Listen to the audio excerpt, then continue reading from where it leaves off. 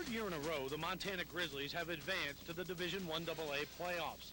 In 1993, the Grizz lost a shootout to the Delaware Blue Hens. In 94, an injury to Dave Dickinson derailed their hopes of a national championship, even though they rode the foot of Andy Larson into the semifinals. In 95, the Grizz are back, and the time is now. After a 48-0 win over Eastern Kentucky last weekend, the Grizzlies have advanced to today's quarterfinal matchup with the Georgia Southern Eagles. Today's a live picture of Washington Grizzlies Stadium, where this afternoon the Division I AA quarterfinals roll on between the Montana Grizzlies and the Georgia Southern Eagles. Good afternoon and welcome everyone. Todd Reed joined this afternoon by Mike McGowan. And Mike, when you look at these two teams on paper, there is no question that they have very contrasting styles of play. Todd, these two teams do come from very different sides of the spectrum. For Georgia Southern, they make no bones about it. They're going to run the football. The flex bone is the name of their option offense. It's been very effective for them this year. They're averaging over 250 yards a game on the ground. For Montana, they're going to put it up. Dave Dickinson and company, the top-rated offense in Division I AA, so the football is going to fly early and often here in Washington Grizzly. Mike, when you talk about the playoffs, you've got to talk about home field advantage.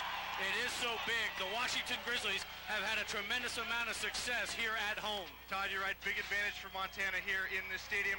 54-8 since this building is built. That's the Grizzlies' record at home, not to mention 5-1 in the playoffs. A lot of teams have had problems coming in here and playing. Eastern Kentucky, same thing last week. All right, field conditions also a big concern. It's been a big topic this week because we've received a tremendous amount of moisture in western Montana this week. The field was covered by a tarp all week long. They've been working on it since 6:30 this morning. The field is in pretty decent condition. We will be back with today's opening kickoff.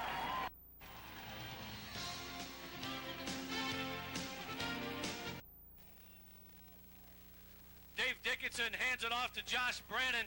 Brannon is brought down by a host of Georgia Southern defenders. Derek Reeves, one of the defensive ends, in on that stop, Mike. Todd Reeves, one of the sack leaders for Georgia Southern. These defensive linemen for the Eagles are very quick. They can beat the Grizzlies to the corner as they did right there sometimes today. Let's talk for a second about Dave Dickinson. You see some of his stats there. He's thrown for 4,617 yards this season. Third time in a row he has won the Big Sky Conference MVP award. Dickinson on second down and 10 out of the shotgun. Looking over the middle of the field and has Matt Wells. Wells pushed out of the bounds, but he is into Georgia Southern territory at the 46-yard line. Mike, that's the kind of stuff that Montana really is looking to do with their passing game. Not necessarily looking for the big deep ball early on, but they're looking to complete the nice short 10 to 15-yard plays. Let's take a look at your starting lineups today. The lineups are brought to you by J.C. Penney, partners with Montana for over 75 years. Stendrew, Douglas, Wells, Pacheco, and Earhart, your wide receivers. There's your offensive line. Simonson, A.G., Kempfert, Zellick, and Baker. They are experienced. Dave Dickinson now up under center as Matt Wells goes in motion for Montana. Three wide receivers now to the right. Dickinson again finding Raul Pacheco this time. Pacheco picking up some positive yardage. Brought down by Lee Brooks, one of the defensive tackles, 6'2", 245 from Moultrie, Georgia. Todd, you mentioned the two deep zone by Georgia Southern. The Grizzlies just going what the defense gives them early on. You had the catch by Wells. Now you got Pacheco, who did some nice running after the catch. All right, let's take a look at Georgia Southern's lineups defensively. Derek Reeves, Huey Hunt, Lee Brooks, Edward Thomas, number 97, is their defensive stud. Here are your linebackers, Tanner Rogers and Nyberg from Frankfurt, Germany. Dave Dickinson with a first down and 10 at Georgia Southern's 34-yard line. Dickinson with a quick screen out. Raul Pacheco catches it, but his knee touched the ground right away, Mike, and we know that that kills the play. Yeah, Todd, he had a little bit of blocking out in front of him. Raul just couldn't get it going. Maybe a little bit of slip on that turf. We talked about the turf, and as we said, the gentlemen have been out here since 6:30 this morning. They put quick dry on it to try to help dry it out. Actually, yesterday and today, the first 2 days this week, that we really haven't seen a tremendous amount of precipitation in western Montana. So the field, I'm sure the players wish it was a little drier, but it's really not in bad shape. No, Todd, Eastern Kentucky had a little bit of problem holding on to the ball last week. Of course, Montana's used to this field. No problem so far. Second down and 11. Pacheco actually lost a yard on that last completion. Dave Dickinson from the shotgun. Play action, fakes it, wide receiver screen to Matt Wells, but a great defensive play by Francis Williams, the free safety or one of the cornerbacks on that side of the field, Mike. Francis Williams, an all-Southern Conference selection for Georgia Southern, read the play very nicely, came up, before the receiver could get a little bit of handle on what's going on, makes a play. That's a play that Montana's run with a great amount of success this year, but Francis Williams defensively read it, saw it the whole way, and came up to put the stop. That now brings up the first third down of the day for Montana. Third down and 10 from Georgia Southern's 34-yard line. Dickinson with the hard count. It looks Teams in the zone to pick out little 5, 10-yard passes working well for Don Reed's team so far. all right, first and 10. We've got 11:56 remaining in the first quarter of play. Montana on its first drive of the afternoon. Play action pass by Dave Dickinson. Finds a wide open Joe Douglas. The defender had slipped. Francis Williams, Mike, slipped on the turf that time, and that allowed Joe Douglas to come wide open. Yeah, Todd, I think we can say turf 1, Georgia Southern nothing. Francis Williams, little bit of slip on the turf. Dickinson, the nice play fake to Josh Brandon, freezes the linebackers. Joe Douglas makes the catch. Francis Williams, little trouble with the footing. Nice move by Joe as Francis recovers, gets an extra 5 yards, going out of bounds. Joe Douglas, an all Big Sky Conference and returner this year, 73 catches on the year, 978 yards. Montana now with a first down and goal to goal inside Georgia Southern's 10-yard line. Dave Dickinson out of the shotgun yet again this afternoon. Josh Brandon, the lone setback. Dickinson hands it off to Brandon. Brandon up the middle, has some room inside the 5 down to the 3-yard line. What a big plus Josh Brandon has been this year for the Grizzlies, Todd. Kelly Stensrud, the senior from Missoula, a little bit nicked up the last few weeks. Josh Brandon is a transfer from the University of San Diego, has come in and done a great job for this team running the football. Montana out of the shotgun will elect occasionally to run that draw play. That's exactly what they did in that situation. Picked up some good yards, 6 yards on the play, or 5 yards on the play. Now it's second down and goal inside the 5-yard line. Dave Dickinson up under center.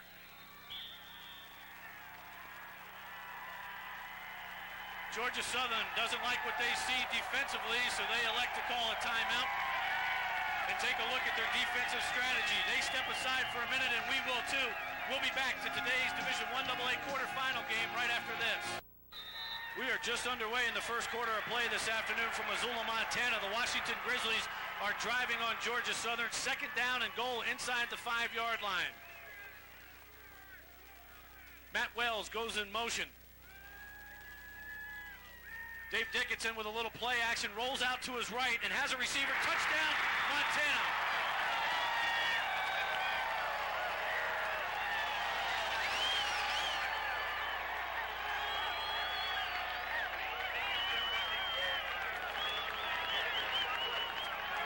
Number 23, Joe Douglas in the end zone. Dave Dickinson with a little trouble initially finding a receiver, rolls out to his right and then hooks up with Douglas in the end zone, and we have our first score of this football game with 11:01 remaining in the first quarter.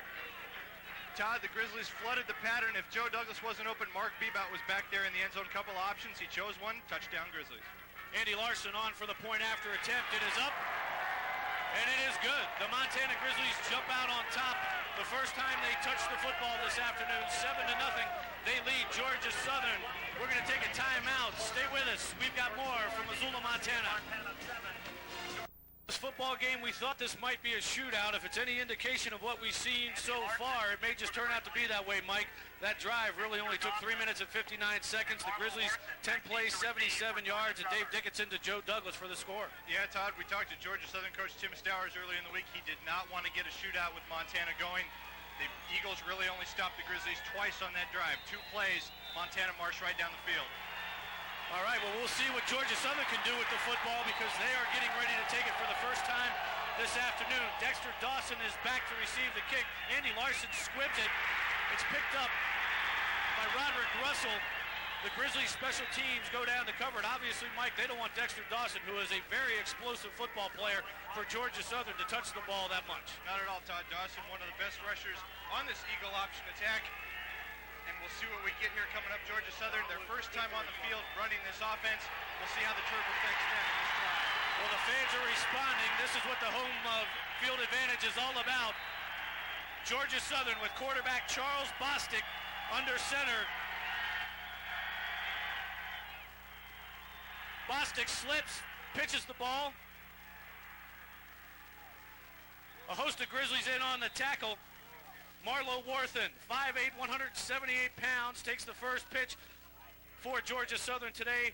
An interesting note, Mike, about Marlowe. He is the fastest guy on the team. He runs a 4.47, so you want to corral this guy in a hurry. Yeah, Todd, you don't want to get this guy in a one-on-one situation in the open field at 4.47. He's going to beat most people down there. Now, we saw Charles Bostic slip on this grass. Maybe that's an indicator of things to come. Right now, we don't know. As with last week against Eastern Kentucky, the middle of the field was the biggest problem. Georgia Southern now with a second down and 3 yards to go. Bostic hands it off up the middle.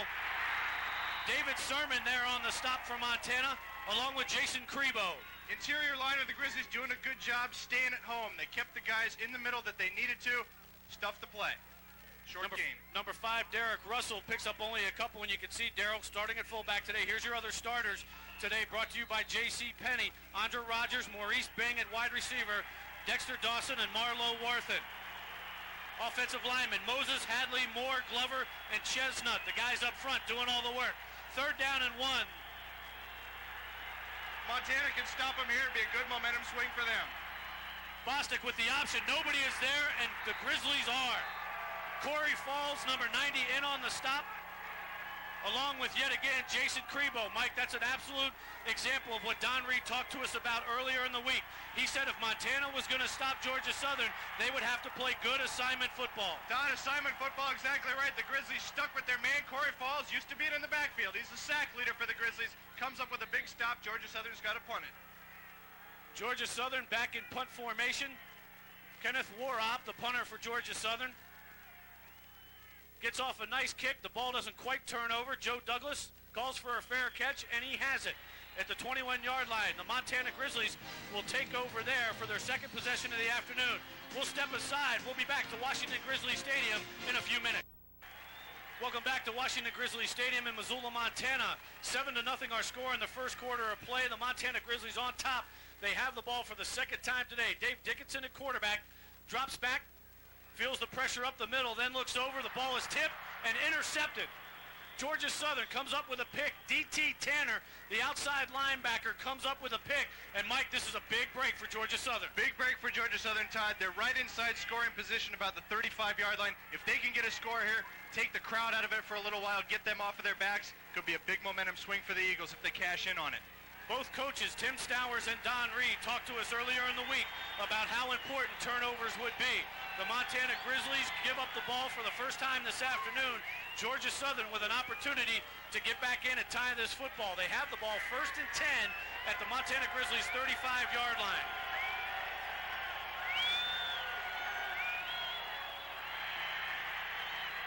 Bostic takes the snap, runs the option, pitches. We have a flag on the play. Marlo Warthen outside. Picks up about 3 yards as he's brought down out of bounds by Blaine McElmurray, Josh Remington, and Jason Crebo. Mike, a penalty flag. Yeah, again, Todd, good pursuit by the Grizzlies outside, containing Warthen with his good speed. We'll see what the flag is. Preliminary indication against Georgia Southern. Illegal procedure, the preliminary indication by our referee this afternoon. If so, a 5-yard penalty, and it would be 1st and 15. And Todd, this is not what the Eagles need to do. You just get the ball back on a big play, a big turnover, chance to turn that into some points in a tie ball game, but 5 yards further to go for them now. Eagle shift. 1st down at 15 always makes it a little tougher. First down. Coach Tim Stowers says that his offense, the flex bone, allows you to play against superior teams and move the football. They do have a lot of talent, Mike. There's no question about that. Todd, they really do. And this offense, run sets up the pass. They haven't thrown it yet. We might look for that here. Charles Bostic up under center for the Eagles, calling an audible, not happy with what he sees defensively. And here's where the crowd's a factor, too. Bostic unable to communicate with his teammates. The crowd yelling and screaming. 18,000 plus strong this afternoon. We found out yesterday afternoon it is a sellout. So, Mike, the crowd going to be a big factor in today's football game. Todd, it is. You know, everybody's happy when there's a little sunshine out there, so the crowd is extra loud today. A little warmth for them. Believe me, it's been cloud covered all week here in western Montana. It hasn't been pretty weather at all. And really only a couple of times this week has the sun broke through this afternoon. One of those occasions. We've got 8 minutes and 59 seconds left in the first quarter of play. Another play stoppage.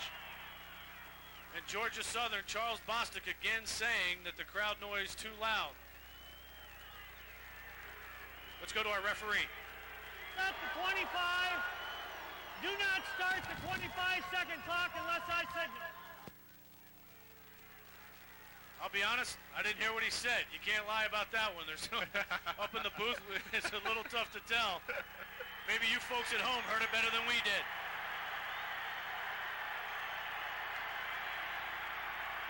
Bostic runs right, takes it himself. He's brought down by Yohansi Manzanares. Maybe a pickup of one on the play. Todd Manzanares really made that play. He read the quarterback, stuck with it, did not get sucked inside. Yohansi Manzanares stuffs Charles Bostic for a short gain. Manzanares does have the quarterback responsibility as we take a look at it on slow motion and instant replay for you. He comes down the line. Manzanares fights off his block and wraps up Bostic. That is textbook football.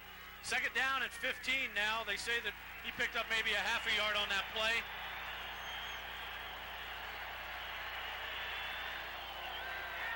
Two slot backs for Georgia Southern.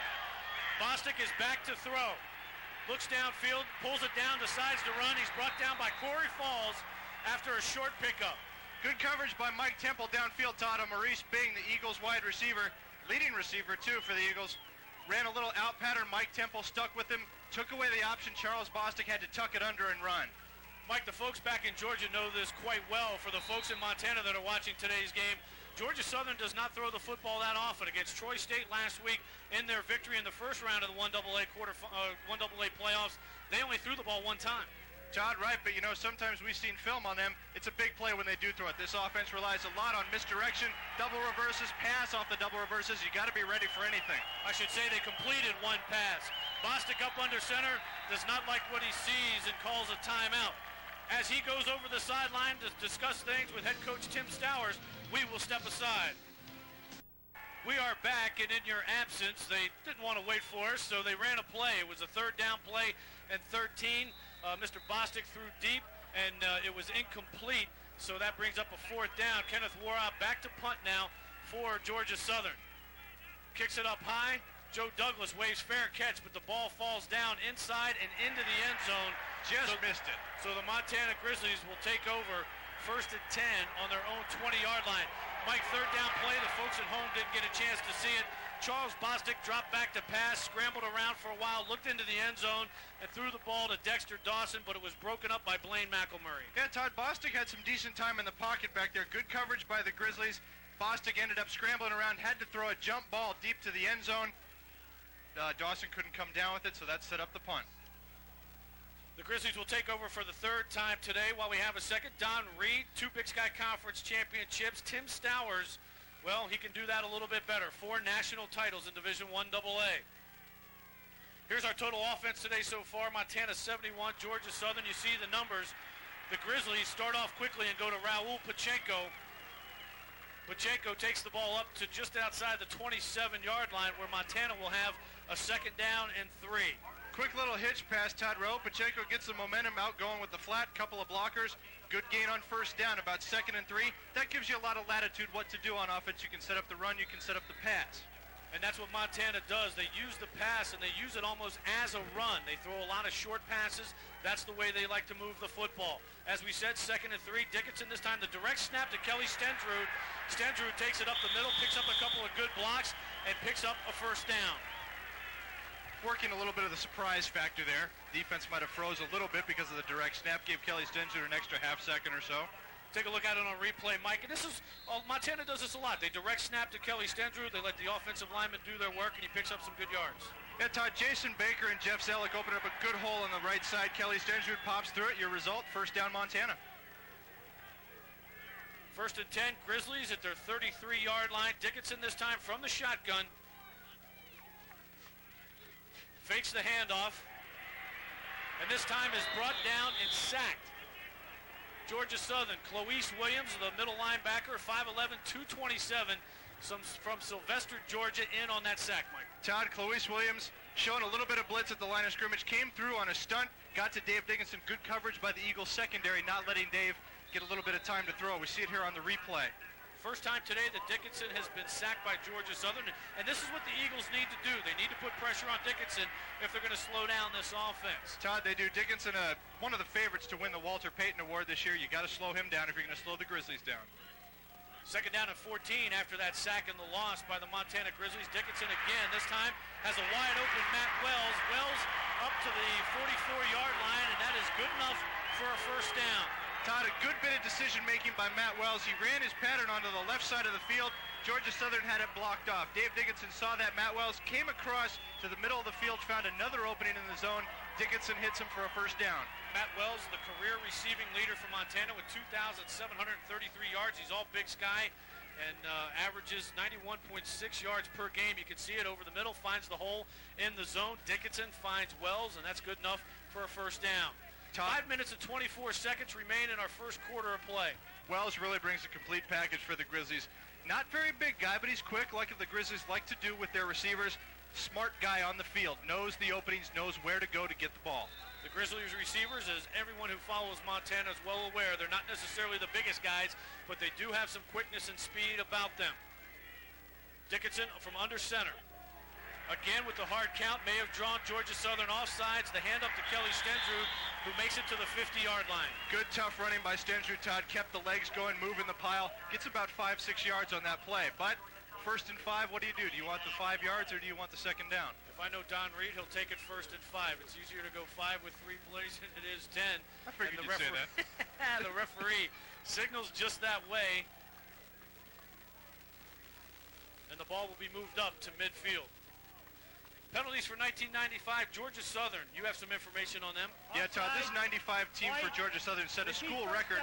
Fewest yards penalized and fewest penalties overall. This team will not make a lot of mistakes. Dave Dickinson, perhaps the crowd a factor with the hard count getting them off sides, but Georgia Southern will not make a lot of mistakes penalty-wise. The Montana Grizzlies, as you saw, averaging over 100 yards a game in penalties, and that is something that Don Reed is very concerned about.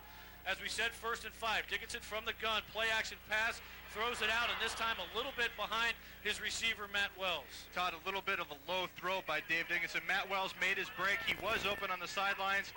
Dave threw it a little bit behind him, so we reset for second down.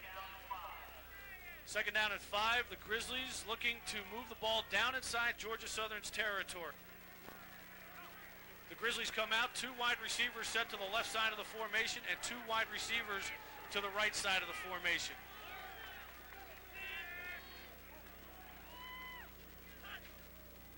Matt Wells comes in motion towards the near side of the field. Dickinson back to throw and has wide open Mike Earhart. The first time we've seen him on the afternoon, and Mike comes down inside Georgia Southern territory down to the 39-yard line. Mike Earhart, really the biggest target on the field for Dave Dickinson at 6'4", 205 pounds. Besides the tight end, Mike, 51 catches this year, 849 yards, 10 touchdowns, tied for the lead on the Grizzlies in that category. All Big Sky second team, so Mike knows what he does when he's out there. Runs up just a little curl in route, about 8 to 10 yards or so, and does the rest on his own. Good enough for another first down for the Grizzlies as they move the ball yet again. This time, Dickinson up under center, 3 wide receivers to the left. Mike Earhart, the sole wide receiver to the right side of the formation. Dickinson down the middle of the field. Matt Wells is wide open down inside the 20-yard line, down to the 18, 17-yard line. Todd, Georgia Southern came with a blitz that time, opened up a little hole in the middle of the field. Matt Wells capitalizes on it. We see it on the replay. Once again, we know Georgia Southern, they need to have pressure on Dave Dickinson. That's not happening at this particular point. Matt Wells wide open that time, and it's Rob Stockton, one of the big defensive backs for Georgia Southern on the stop. Grizzlies, again, like they did on the first drive, finding the holes in the zone, knowing where to go, and getting the ball to the receivers. The Grizzlies can move the ball. They can move it on you quickly, and that's what's happening right now. First down at 10. Dave Dickinson takes the snap. Feels the pressure up the middle just a little bit, finds and has Raul Pacheco, touchdown, Montana.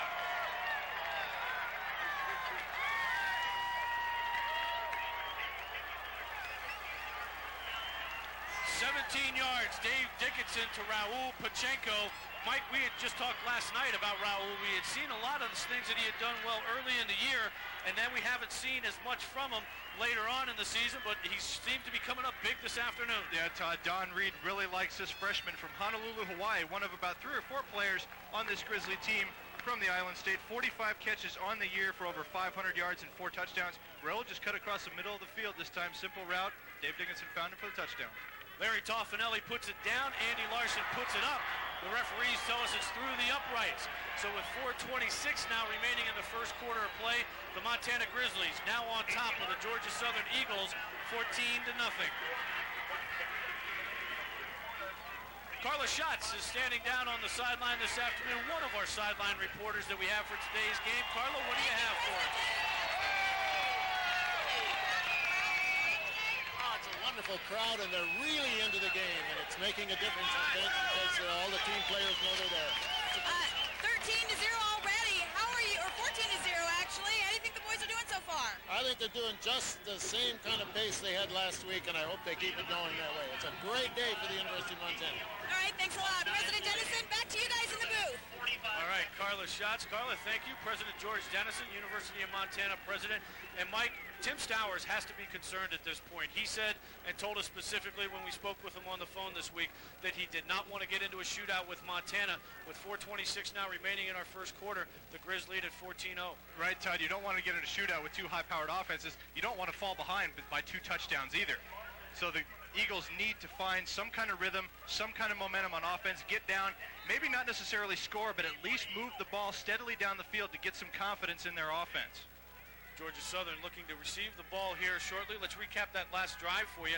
It took just 9 plays. They went 80 yards, and the time, and this is what Montana's offense has done all year long. They did it in just 2 minutes and 45 seconds. This is an offense now that in the NCAA Division I AA ranking is number 1 in passing offense with 408 yards a game. They lead Division I AA in scoring and in total offense. Grizzlies with the kickoff, and this time it is touched and out of bounds for Georgia Southern. Andy Larson with a little bit of a pooch kick, wanted it to come down around the 30-yard line. And Javon Sullivan, the gentleman that touched the ball, and it went out of bounds. Todd, Georgia Southern has some good field position on this drive. Andy Larson, a little bit of short kick, possibly trying to pooch the ball. Georgia Southern's got about a 65-yard to go. All right, let's go back and recap that touchdown. We just saw it just a few minutes ago. 17 yards the distance, great ground level for you. Dickinson back, surveying the situation, looks, fires, and finds Pachenko into the end zone. Beautiful touchdown by the Grizzlies. Let's start it for you. Charles Bostic hands it off up the middle. Roderick Russell, the running back that gets the call on that play and picks up some good yardage. Mike finds a nice hole over the left side of the line of scrimmage. Todd, Roderick Russell on the dive, the first option in this flex bone attack, hits the hole, gets some good yardage, 2nd down and 2. Georgia Southern has some options now, what they want to do on this play. All right, we can look to see if Georgia Southern doesn't try to get the ball into Dexter Dawson's hands. He hasn't seen the ball much yet this afternoon. Charles Bostic back up under center, 2 slot backs, and he is changing the play at the line. Bostic fakes the dive, options, pitches it. Marlo Warthen to the 49-yard line before being brought down by Jason Crebo. We have a penalty flag, though, on the play. Todd, good chance this play is coming back. Look like a couple Eagles moving at the same time. We might have a 2nd and 7 coming up. One of the things that is so tough in football, and when you play in an environment that has 18,000 screaming fans, is when you want to try to change the play at the line of scrimmage. Sometimes that becomes somewhat difficult, and you can't always get your communication out to the wide receivers. And Todd, we saw Charles Bostic having a little bit of trouble with the crowd on their last possession. This time, cost them 5 yards. Referee marking off the penalty this afternoon. We've had a couple offside penalties against Georgia Southern. Illegal shift on the white.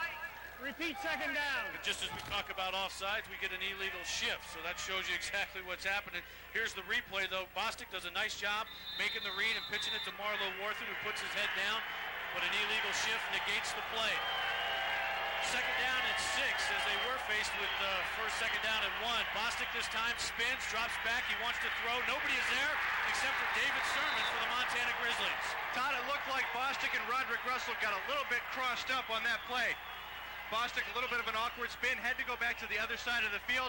The Montana defenders were there, results in a loss for Georgia Southern. 3rd and long now. We might see a pass here. The Grizzlies, David Sermon doing a great job coming from his linebacker position in to make the stop on Charles Bostic. You can see him right there, number 45. He is 6 feet 2 inches tall, 225 pounds. 3rd in tackles on this Grizzly defense. Here's another big play for Georgia Southern. 3rd and 13. Bostic fakes the option, takes it around, pitches it to Marlo Warthen. Out in front, he has a blocker, but the Grizzlies come up with a stop on 3rd down. Todd, Montana doing a good job containing this flexbone offense right away. You haven't seen a lot of big games for Georgia Southern. That means Don Reed's strategy is working with the assignment defense. They are staying home, not getting beaten to the punch, not getting drawn into areas where they shouldn't be. Good job by the Grizzly defense on that drive. Helped out by the penalty. Kenneth Worob now comes in on 4th down to punt the ball. Back to Montana. Joe Douglas shielding the sun with his eyes. It is a little bright. This is a beautiful punt as he gets it to turn over. Douglas all the way back, has to let it go. There is a flag on the play back at the line of scrimmage. We'll have to check with the referee. Great kick by Kenneth Worob, Todd. End over end, turned it over, had Joe Douglas retreating back into the sun. Joe did the smart thing there. Rather than try to get the fair catch, he just let it roll into the end zone for a touchback. Looks like this might be coming back anyway. Montana ran into the kicker, or might be roughing the kicker. This will be a big call to see exactly which one it is. Georgia Southern may end up retaining possession as the referees meet at about the 36-yard line to discuss exactly what happened. And Todd, what a big break that'd be for the Georgia Southern Eagles. If the drive is stuffed, they get a second chance, a little more chance to build some of that momentum we were talking about earlier, get them back in this ball game. Montana making their 5th appearance in the 1AA playoffs. For Georgia Southern, they are a mainstay. As we told you earlier, they've won 4 national championships in the past 10 years, and they just seem to, every time you turn around, be in the postseason. Tim Stowers, a former offensive line coach at Georgia Southern, elevated to the head coaching position back in 1990, and what did he do then? Well, he started his career in style, didn't he? First year out of the gates, he wins a national championship. I don't think running into the kicker. like that kind of success. 5 yards. Repeat 4th down.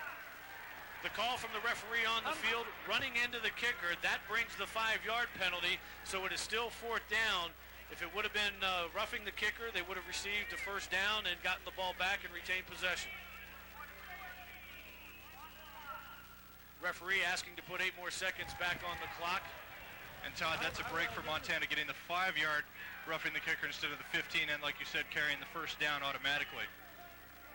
Joe Douglas, the end of the stadium that Joe Douglas is at, the sun is shining that way, and he is having to hold his hand up in order to shade the sun from it. And with the punt that Kenneth Worob had on that last attempt, it made it quite difficult for Joe to get a beat on what was going on, and the ball went over his head.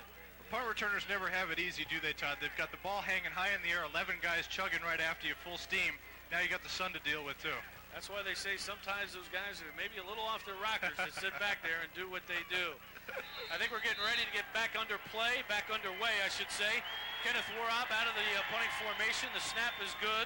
The punt is off, and not as good as the last one as it hangs up. Douglas with the fair catch and comes down with the football at the 18-yard line.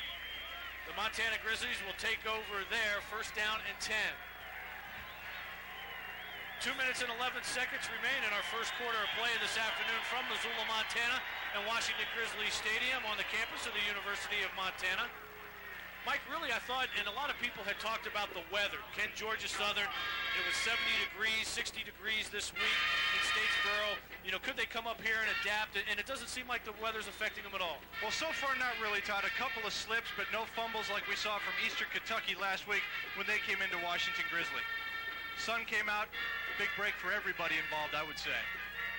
1st down and 10 for Montana. Dave Dickinson back in the shotgun, has Josh Brandon on his right. This time hands it off to Brandon, who has a huge hole up the middle, breaks it over the 25-yard line before being brought down at the 27-yard line by number 47, D.T. Tanner, the outside linebacker. Good job by the offensive line of getting the blocks for Josh Brandon. Gets the draw from Dave Dickinson out of the shotgun formation. The Grizzlies like to run this play a lot since they run out of the gun so much. Good job, as I said, by the lineman, creating the hole. Josh makes the most of it for 8 yards. David Kempfert and Jason Baker open up the hole. Brandon picks it up. 2nd down now and just 2 yards to go. Brandon this time again takes it and is brought down, and I don't know that he's going to get a 1st down. This is going to be close. We may have to measure. I think they're going to bring out the sticks, Todd. It's going to be very close. Josh Brandon, one of those guys, very hard to bring down. Referees surveying the situation, seeing exactly what they have, and they don't even need to measure. They've got better eyes than we do. They say it's a 1st down and 10. They stop the clock and move the sticks, and now with 1:31 left, the Montana Grizzlies now have a 1st and 10 at their own 29-yard line. No huddle. Dave Dickinson, here's a familiar position, back at shotgun. Georgia Southern brings just 4. Dave steps up into the pocket, has a lot of running room, decides to take off. It does so outside the 40 to the 42-yard line. Mike, Dave Dickinson was not afraid to run the football. Todd, Dave Dickinson can beat you so many ways. This time he was looking for Raul Pacheco in the middle of the field. Georgia Southern closed that down. Fans booing a bit. They thought maybe a late hit on one of the Georgia Southern defenders. I didn't really think so. Dave Dickinson takes off running, and as he gets near the point of the end of the run, comes down, and the hit by Georgia Southern. Rob Stockton, he was still on his way down. No penalty called. Dickinson now with a 1st and 10 from the 43-yard line. A quick hitch out, and this time a little bit of a miscue as Dave leads Matt Wells a little bit too much out in front. Just put it out a little bit in front of him, Todd. Going back to the last play, if you take a look at the total rushing stats for the Grizzlies this year, total rushing yards, Dave Dickinson is the second leading rusher for this team. He is very mobile, very agile, can get out in the open field and hurt you. One of the ways that Montana does hurt you, they get all the receivers running downfield, and sometimes that opens up the middle because everybody's 20, 25 yards down the grid. 2nd down and 10. 2 wide receivers split to either side of the formation. Dickinson drops back to pass, looking out to the right and finds Matt Wells. Wells comes up with a beautiful catch as the ball nearly hit the turf, but cradles it in and comes up with another 1st down inside Georgia Southern's territory to the 44-yard line. Todd, Matt's making a living out of this all day. Finds the hole in the zone once again. Good job, good concentration by Matt to get down on the ground and come up with the ball. That is the key when you're going against the zone defense. You have to find the seams and the gaps. That's what it's all about. 1st down and 10 for the Grizzlies at the 44. This time Georgia Southern comes with the blitz. Montana, Josh Brandon runs it and picks up maybe 3 yards.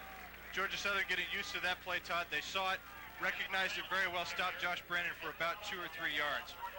It looks as though Georgia Southern starting to change their defensive strategy a bit, Mike, realizing that if they're going to have a chance at slowing down Montana, they need to start bringing more people. Todd, Tim Stowers did say pressure is the key to this Grizzly offense. If you get some pressure, you make Dave Dickinson rush the ball, maybe not go to his 1st or 2nd option, possibly throw some balls away. Dickinson back out of the shotgun again. This time Georgia Southern blitzing, a screen pass to Josh Brandon. The blocks are there, and Brandon takes the ball for a nice gain inside the 35 to possibly the 34-yard line. Josh Brandon just seems to have a nose for the sticks, Todd. Last week you saw, and all year really, Josh Brandon, one of those guys at 5'7", he has a low center of gravity. He's tough to bring down. He's a tough runner also, keeps those legs churning. Very tough to bring down on the open field. Good job blocking downfield by the wide receivers to allow him to get those extra yards and pick up the 1st down.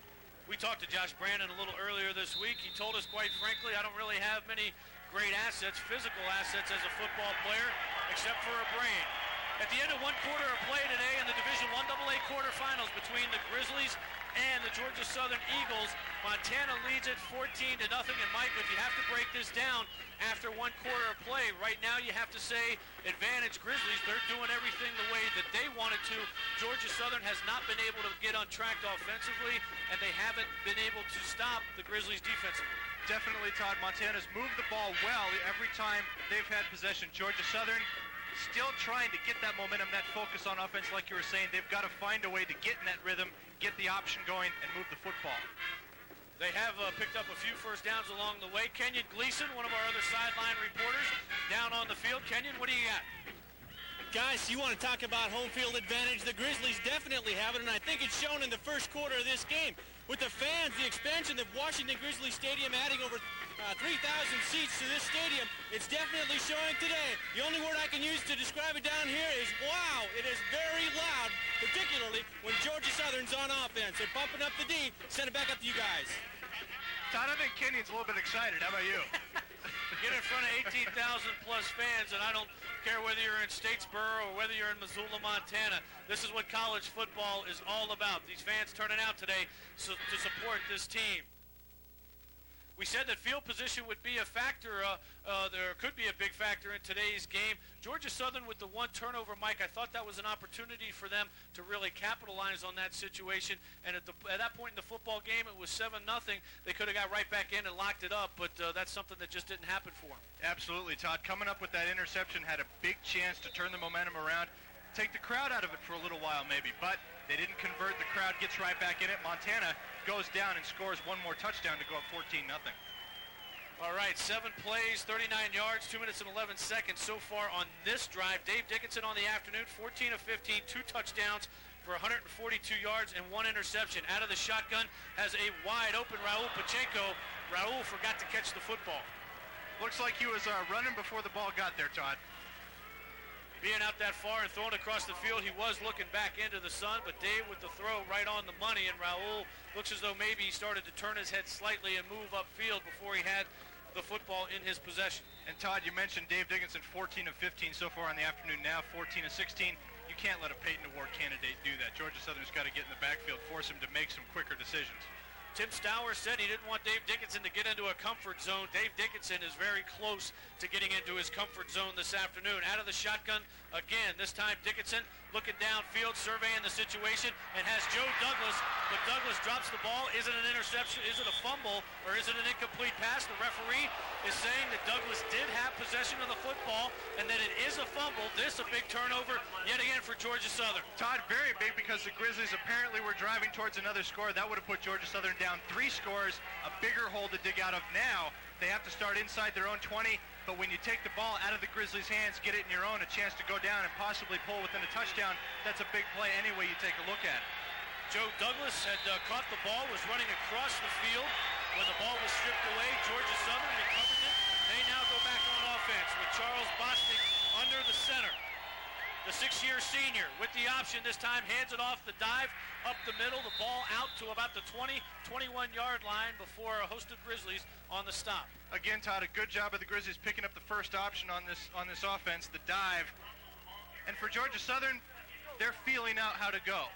You know, pick up about 3-4 yards on first down, maybe get a little better angle on what plays to run once you get some positive yardage under your belt.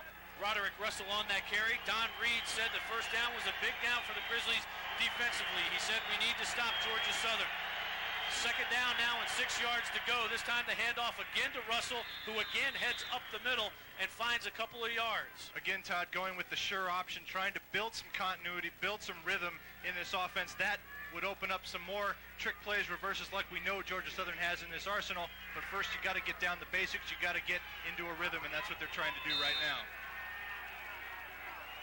There is Tim Stowers as he paces the sideline, searching for a play, if not a drive, that could help his football team climb back into this game. We've got 13 minutes and 40 seconds remaining in the second quarter.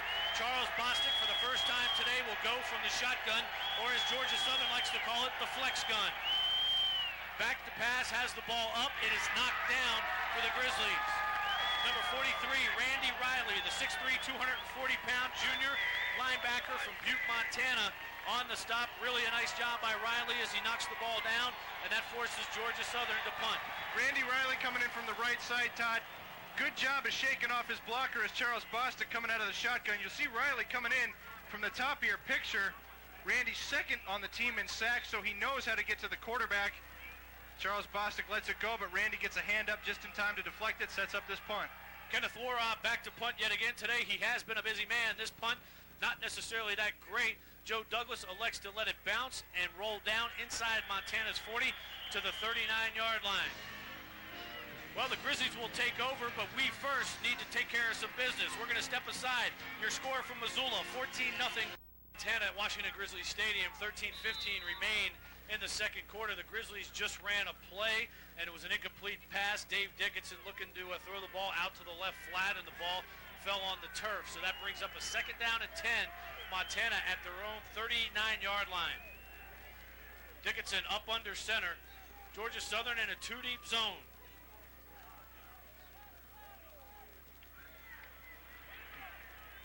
Complete to Joe Douglas over the middle, who does a nice job eluding a tackler and then making it out over the 51-yard line. And Mike, I don't know if we'll have this on replay or not, but Joe Douglas actually used the referee. You can see him run into him.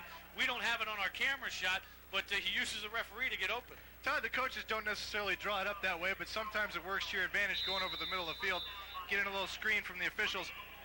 Joe Douglas, as we take another look at it, for fans that have watched him all year, he's one of those players you can never really get a clean shot on him. Joe takes the good angles, tacklers can't bring him down straight, picks up a couple extra yards right there. First and 10, the Grizz at Georgia Southern's 49-yard line. Kelly Stensrud in motion. Dickinson throws the ball out, trying to find Stensrud, who was wide open, but Dave just underthrows the football a little bit. Todd, a little bit of a long throw right there for Dave, going to the long side of the field, coming from the short side. That's a long way to go for a 2-yard pass. Couldn't quite get it there. And we want to take this opportunity just to welcome everyone across Montana who is watching us in today's football game. KCFW in Kalispell, KECI TV here in Missoula, KTVM in Butte and Bozeman, KULR, KFBB, KTVH, and the folks back in Savannah and Statesboro, Georgia, who are picking us up this afternoon. Second down and 10 for Montana. Dickinson with a play-action fake and a wide receiver screen to Joe Douglas. Douglas breaks it free. He's over the 30 to the 20. Inside has a blocker. Joe Douglas will score. Montana touchdown.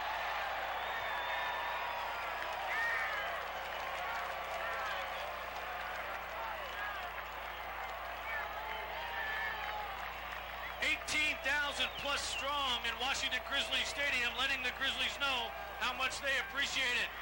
Joe Douglas, this was a wide receiver screen, and he just did it all with some great blocking. Todd, Joe Douglas is so elusive in the open field. He's got 2 punt returns for touchdowns this year. Shows how good of a man he is, cutting and back and darting in the open field. But the receiver screen set up very nicely by the offensive lineman, and the play fake by Dickinson. Joe did the rest himself. Joe Douglas, a transfer from Oregon State. The extra point, Larry Toffanelli has it down. Andy Larson's foot is on it. It is through the uprights. It is good. And with 12:32 now left in the second quarter of play, the Montana Grizzlies are leading the Georgia Southern Eagles by the score of 21-0. We will take a short break and be back to Missoula, Montana right after that. Back in Missoula, Montana this afternoon. Mike, one thing we wanted to mention quickly, the winner of today's game will go on to face either Stephen F. Austin or Appalachian State.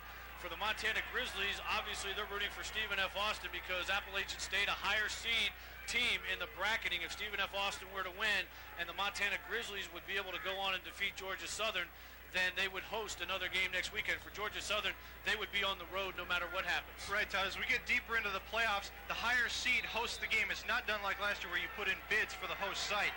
So if Georgia Southern, like you said, if they win, they're on the road no matter what. But a lot of Grizzly fans paying attention to that Appalachian State game.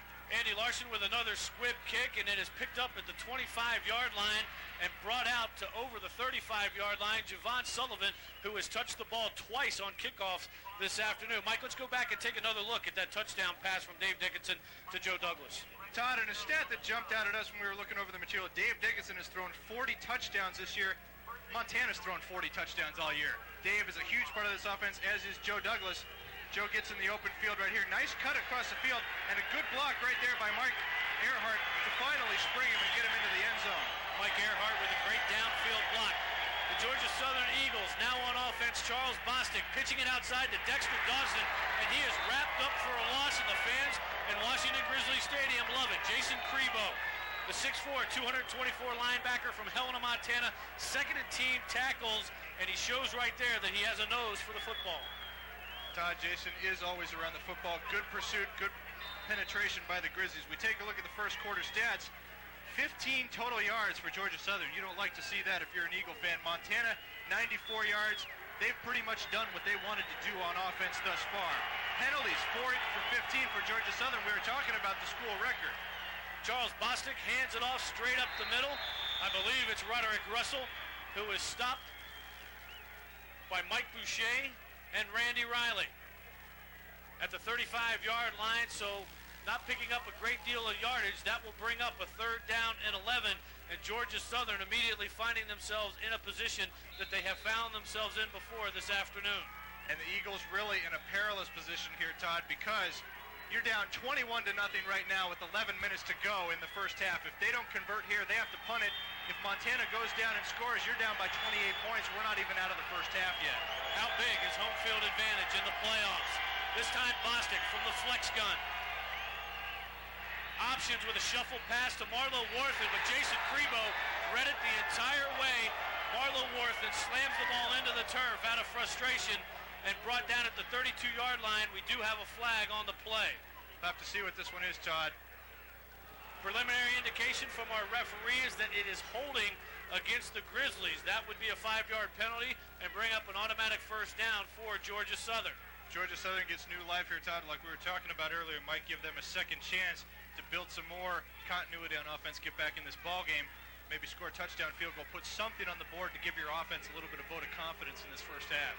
I like what Georgia Southern did on the last play, though, Mike, with the shuffle pass, a little wrinkle that we haven't seen this afternoon. I think, as the score indicates, that they're going Personal to foul on the defense. First down. Personal foul is the call. That carries 15 yards. A bigger break for Georgia Southern because they have an automatic first down. Georgia Southern picks up its first down of the game in this situation. So that shows you offensively how things have been going for Tim Scour's team. Charles Bostic under center. This time the dive to Roderick Russell, who does find some running room up the middle this time and takes it into Montana territory, if I'm not mistaken, for the first time this afternoon, other than the fumble that we had, inside the 45-yard line down to about the 42 or 43-yard line. Good blocking by the offensive line sets up Roderick Russell. He hits the hole quickly. 7-yard gain, 2nd and 3. This is what Georgia Southern wanted to do from the outset, Todd. Keep the Grizzlies off balance and keep them guessing, because that is the key with this offense that has so many options to go to. This time Bostic again. It seems as though Georgia Southern feels that they can run the ball up the middle. They are testing that area. They went to Roderick Russell again to see if he could pick up the first down, and it looks as though he will be close. And if you can believe it or not, after all the rain that we have had this week here in western Montana, there are snowflakes fluttering around Washington Grizzly Stadium. We'll see how that contributes down to the field. So far it hasn't been a problem, but if you get a little bit of slush down there, who knows? Might be a factor later on. When we went in today, they said the temperatures were going to be somewhere 35 to 45 degrees, and the precipitation was a possibility. This is the first sign that we've had of it. First down and 10. The crowd is doing the wave. Charles Bostic pitches it. This time to Marlo Wharton, who gets outside and comes very close to finding a lane down the left sidelines, but he's pushed out of bounds at about the 37-yard line. And we talked about Dexter Dawson being such an offensive threat when he gets the ball in his hands, but good block that time to spring Wharton to the outside. Charles Bostic fakes the pitch, gets it out there. Good blocking by Dawson, allowing him to pick up that extra couple of yards for Marlo Wharton. Randy Riley came over to push Marlo out of bounds. That now brings up a 2nd down and 5. Georgia Southern with their first long drive of the football game. Bostic changing the play at the line of scrimmage.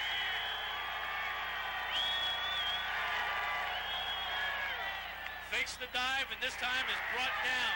Jason Crebo was there along with Randy Riley and a couple other Grizzlies. Charles Bostic was waiting for the dive man, Roderick Russell, to come in there, but he never quite got to the ball. Charles Bostic had to tuck it under, results in a 3rd down. A little bit of long yardage, 3rd and 5. As you see there, Charles is holding it out. Roderick looks like he slipped a little bit in the backfield. Charles had to tuck it under, so now we got a 3rd and 5. The fans will get loud at Washington Grizzly Stadium. Bostic up under center. Dawson in motion. They go with the dive, and it is Roderick Russell who gets the call, but he is short of the first down. That will bring up our very first and interesting 4th down of the day. Will Georgia Southern, down 21-0, elect to punt the ball, or will they elect to go? Very interesting, Todd. It doesn't look like the punt team is doing anything down on the sideline, so it looks like they're going to go for it, because really, you're in no man's land out there. That's a 50-plus yard field goal if you try it. And down 21-3 isn't quite the same as being down 21-7 if you can get this first down and take it into the end zone. This could be the biggest football play of the game so far. Dexter Dawson is in motion. Bostic has the ball. He is tackled and brought down. Ryan Thompson, number 93, had him by the back of the shirt and was trying to drag him down. Thompson, 6'4", 285, from Missoula, Montana.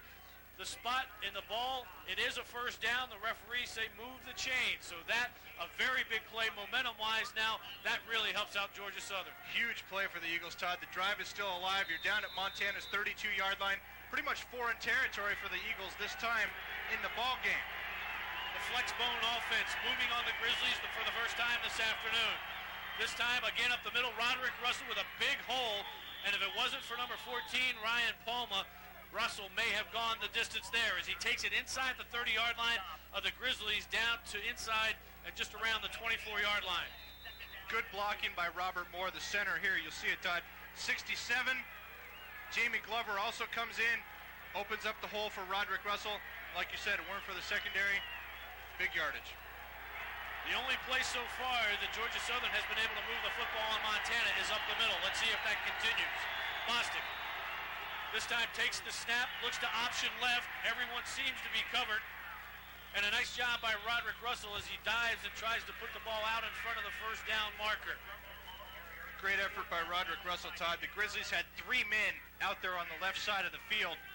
Had the play shut down. Roderick Russell takes the pitch, dives for the marker. You see it here, Bostic rolling to the left side. A couple copper shirts right there.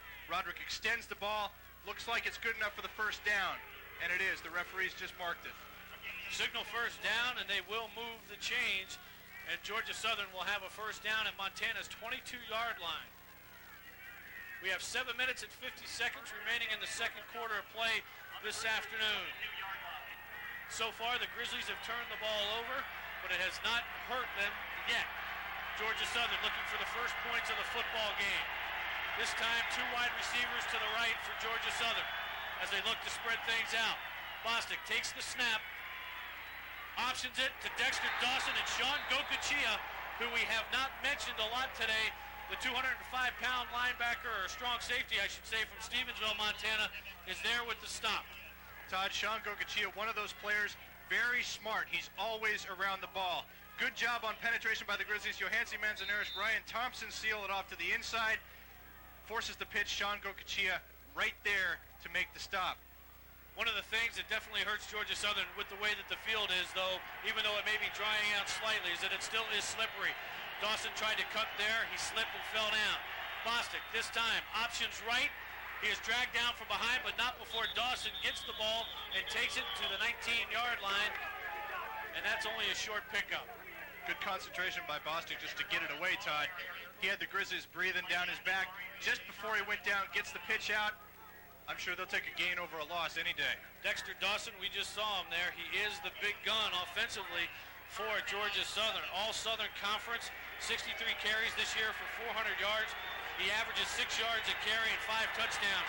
So far this afternoon, he has not been averaging 6 yards per carry. Third down and 7. The Grizzly fans are on their feet. Bostic this time with the dive up the middle to Russell, and he is down to the 15-yard line. That will be short for a 4th down. He will bring up 4th and about 3 yards. Again, another decision, although I don't really know that it is such a tough decision down 21-0 deep in their territory of the Grizzlies. Todd, you got to put points on the board if you're Georgia Southern here. You got to get the touchdown. 21-7 is a lot better than being down 18 points. Looks like we're going to talk about it a little more. Georgia Southern wants to go over and chat about it a little bit before they run this crucial 4th down play. We will take a timeout and be back to Missoula, Montana right after this. For the second time this drive, Georgia Southern is faced with a 4th down. It is 4th and 3. Bostic from the flex gun drops back, rolls to his left, and is hit and dropped by number 37, Jason Crebo. And Georgia Southern turns the ball over on downs. What a big defensive stand for the Montana Grizzlies. Todd, very big. That swings the momentum back to Montana. Georgia Southern had a nice drive working. They were moving the ball well on the ground. That translates to taking time off the clock. We now have about 6.5 minutes left to go in the first half. Charles Bostic goes down. Good penetration by the Grizzlies. Jason Crebo, been around the ball lately, catches in one more time for the sack. Montana ball. The Grizzlies take over 1st and 10 on their own 23-yard line. 2 wide receivers again to each side of the formation. Kelly Stensrud, the lone setback. Dave Dickinson under center. Drops back to pass, surveys the field, and throws the ball behind number 23, Joe Douglas, who gets a little hello, how do you do, from number 42, Clovis Williams, as he runs by. Todd, Dave Dickinson waiting for that pattern to develop. Joe Douglas was coming in on a cross. Nathan Dolan ran the out. Joe Douglas coming into the middle of the field. Dave biding his time back in the pocket, waiting for Joe to break open into that hole in the zone, just a little bit behind him. Incomplete the pass. 2nd down now at 10 yards to go. The ball on Montana's 23-yard line. Georgia Southern content to stay in the 2-deep zone. This time they bite again on Dickinson's hard count. Josh Brannon over the 30-yard line to the 31-yard line. About 2 yards shy of a first down. Penalty flags are down. It will be offsides against Georgia Southern. Dave Dickinson doing a good job all day with that inflection, getting an extra hut or two in there with an accent on his voice, making the Georgia Southern defensive line jump off a little bit. Looks like the Eagles had an extra guy or two on the line of scrimmage. They're trying to get some extra pressure into the pocket to Dave Dickinson to make him throw that ball a little earlier than he wants to. Another score by Montana, and things would start to get more than a little stressful on the Georgia Southern sidelines. Offside. Defense. Repeat second down. There you have it, offside. Second down now and 5 yards to go for Montana and Dave Dickinson, the three-time Big Sky Conference MVP. Take a look at it. There it is. He says hut, they jump. See his face mask drop a little bit there, Todd. That's the accent on the voice getting the Eagles to come off.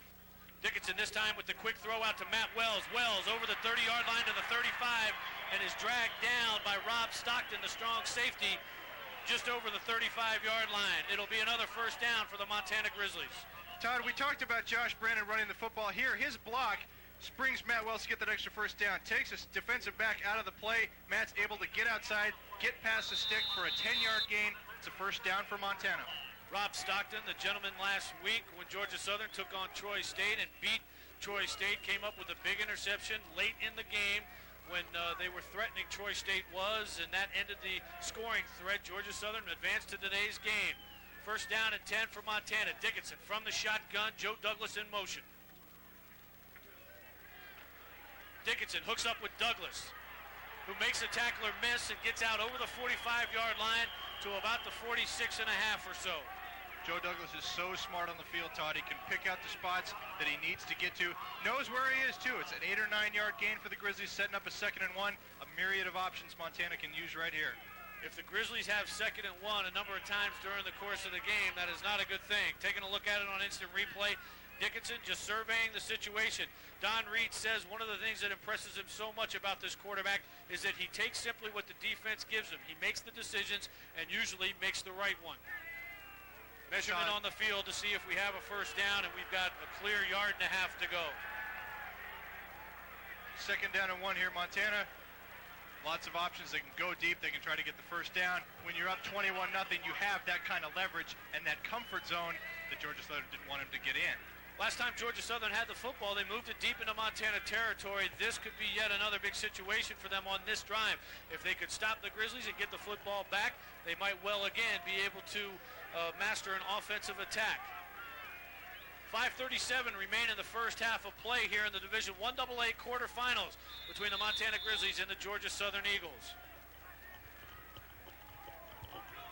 Dave Dickinson this time hands it off to Kelly Stensrud. Stensrud does not pick up very much yardage whatsoever. He is stopped by Derek Reeves, the defensive end. Now, Mike, Derek Reeves, one of the defensive stars for Georgia Southern, and we just had to tell everybody that second in sacks, 6'3", 256, and we haven't called his name a tremendous amount today yet. No, Todd, and that translates into good pass protection by the Montana Grizzlies. Derek Reeves and Edward Thomas, the two bookend defensive end for the Eagles, they put the pressure on the quarterback. Derek getting into the ballgame, getting his name called. 3rd down and 1. Kelly Stensrud did not pick up the first down. Dickinson again, this time play action pass. Has Matt Wells wide open, completes it. Wells spins, he is brought down by Marco Bradham, one of the cornerbacks, 5'8", 167 pounds, but Matt Wells does pick up the first down as he gained about 4 yards on the play. Pass as good as a run right there, Todd. Dave Dickinson, the play fake to freeze the defenders, just a little out by Matt Wells, makes the catch. Simple as that, first down Montana. Marco Bradham with a sure tackle. You need to wrap these guys up. He showed you exactly how it's done. The Grizzlies now, as they move inside Georgia Southern's territory to the 49-yard line with a 1st and 10. Dickinson again with the hard count. No flags are down. Screen pass to Stensrud. Kelly picks up a couple of blocks. He's up over the 40, inside the 35-yard line to the 34, and that is just a nice screen pass by Montana. And we've called the receivers' names a lot today. Good downfield blocking by Matt Wells, Mike Earhart and company to free up Kelly Stensrud. Watch Mike how Stensrud does such a good job waiting for his block right there. He had to wait to pick up that block or it may not have gained very much yardage at all. The center, David Kempford, I should say, his brother Matt, former player for the Grizzlies, picking up a nice block there. Stensrud, patient enough, does so, and that's where you get the nice gain and a first down for Montana. Todd, the screen pass relies so much on patience by the offensive line, the quarterback, and the intended receiver waiting for the play to develop. Good job by the Grizzlies of doing all that right there. Dave Dickinson from the shotgun. Nobody in the backfield. Looking over the middle. He wants to go over the middle and does and finds a very rare receiver that the Grizzlies don't use very much. Number 95, Mark Bebout. He is what the Grizzlies classify as their tight end. Either that or an animal on the edge of extinction, Todd. Grizzlies don't have a lot of use for tight ends in their offense because they go to 4 wideouts, but Mark Bebout brings an extra asset, especially blocking down in running situations, short yardage down by the goal line. Mark's also got a good pair of hands. He has one touchdown on the season. Right now, 3 minutes and 38 seconds in the first half. The Grizzlies threatening again. Dickinson up under center at the 18-yard line. Again, it looks like Georgia Southern may have jumped. Dickinson with a possible free play, has a receiver in the end zone. It was Nathan Dolan, but the ball was just a little bit off the mark. Not quite able to get it to Nathan Dolan. Once again, preliminary indication looks like the Grizzlies are going to be picking up 5 yards. Again, Georgia Southern anxious to get to Dave Dickinson and try to slow down he and the Montana offense. A little too anxious in that situation as they jumped off sides. A little voice inflection by Dave calling the cadence, and another 5-yard penalty. Offside, defense, repeat first down. And the Grizzlies again with a 1st and 5. If you're a Georgia Southern fan, you're very worried at this point. Possible 28-point deficit if they can't stop Montana here.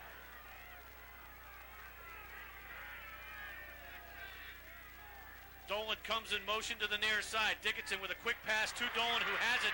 Nathan Dolan down to about the 5-yard line. And that will be good enough for a first down, Montana. And a good job by Nathan of picking up that pass. It's a very instantaneous bang-bang type of play, Todd. Nathan goes in motion, just turns his head. There's the ball. Good job getting behind his body to pick it up and go downfield for the Grizzlies. When the Grizzlies put 4 or 5 receivers sometimes into the pattern, Dave Dickinson so well at making the read. And there he saw that the safety was playing off of Nathan Dolan, makes the read, a quick toss out, and Dolan does the rest as he gets down to the 6-yard line, where Montana has a 1st and goal. Dickinson surveying the situation. Takes the snap, play action, fat pass into the end zone. Touchdown, Montana! Number 5, Matt Wells.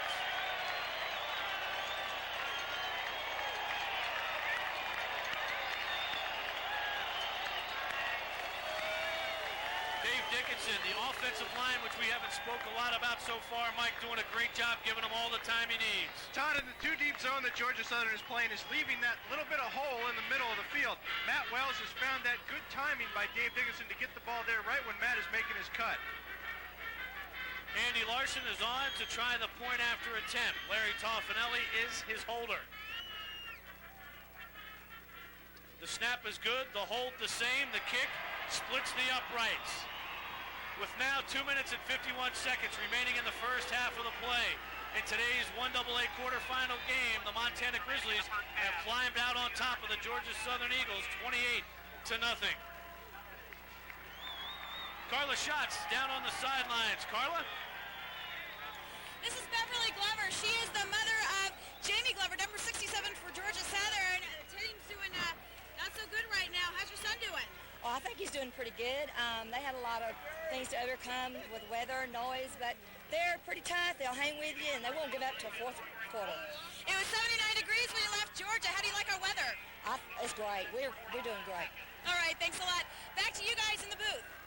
There are a number of fans who have traveled a long way from Statesboro to be here this afternoon to follow and support their Georgia Southern Eagles.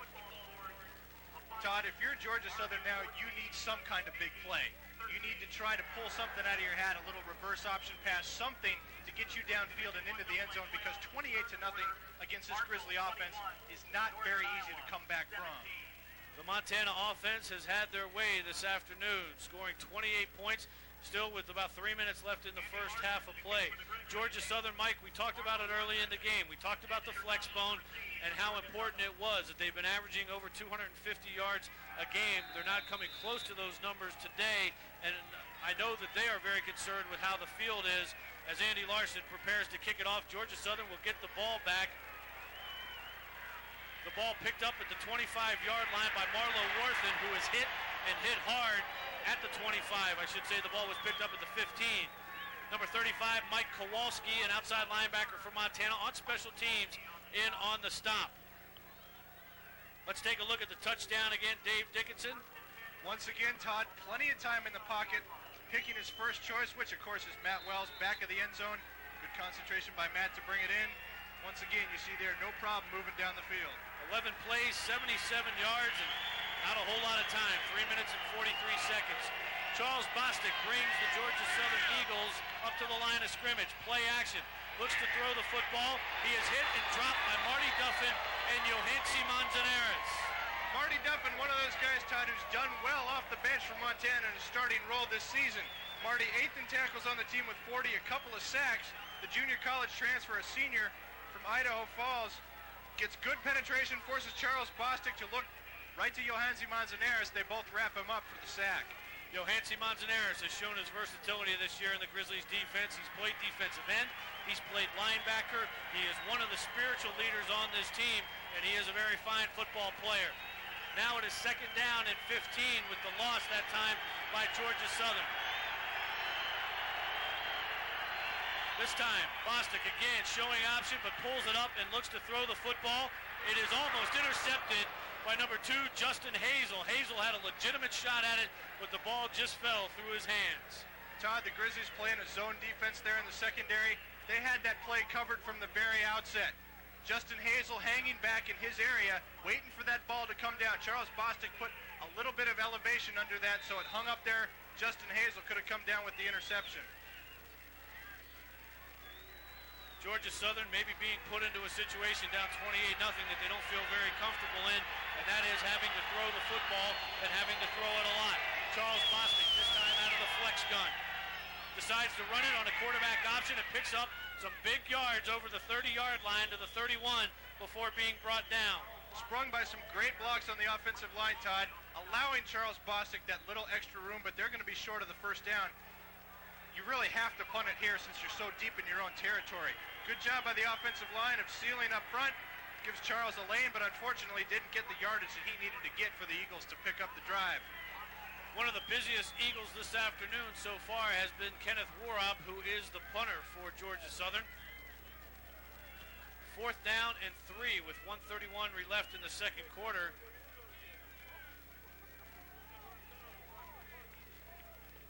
Georgia Southern discussing things on the sidelines as to what they want to do. 4 on the clock. Obviously, they're not the only ones discussing. The referees wanting a little more time to be placed back on the clock here at Washington Grizzly Stadium from 1:31 back to 1:44. Todd, we talked about big plays. Maybe they're thinking about a little wrinkle here. It is a bit of a windy day in Missoula. The gusts are from 25 to 35 this afternoon. Don Reed says that is the one thing that always makes him nervous about his offense as much as they throw. They do not like windy days. Today, that wind has not seemed to have affected Montana's offense that much. You know, when the Grizzlies went down to Bozeman to play the Montana State Bobcats, Todd, very windy day down there as well. Dave Dickinson, who played his high school football at CMR in Great Falls, said it reminded him of that day. Nathan Dolan with a fair catch at the 30-yard line. The Montana Grizzlies will go back on offense, leading 28-0.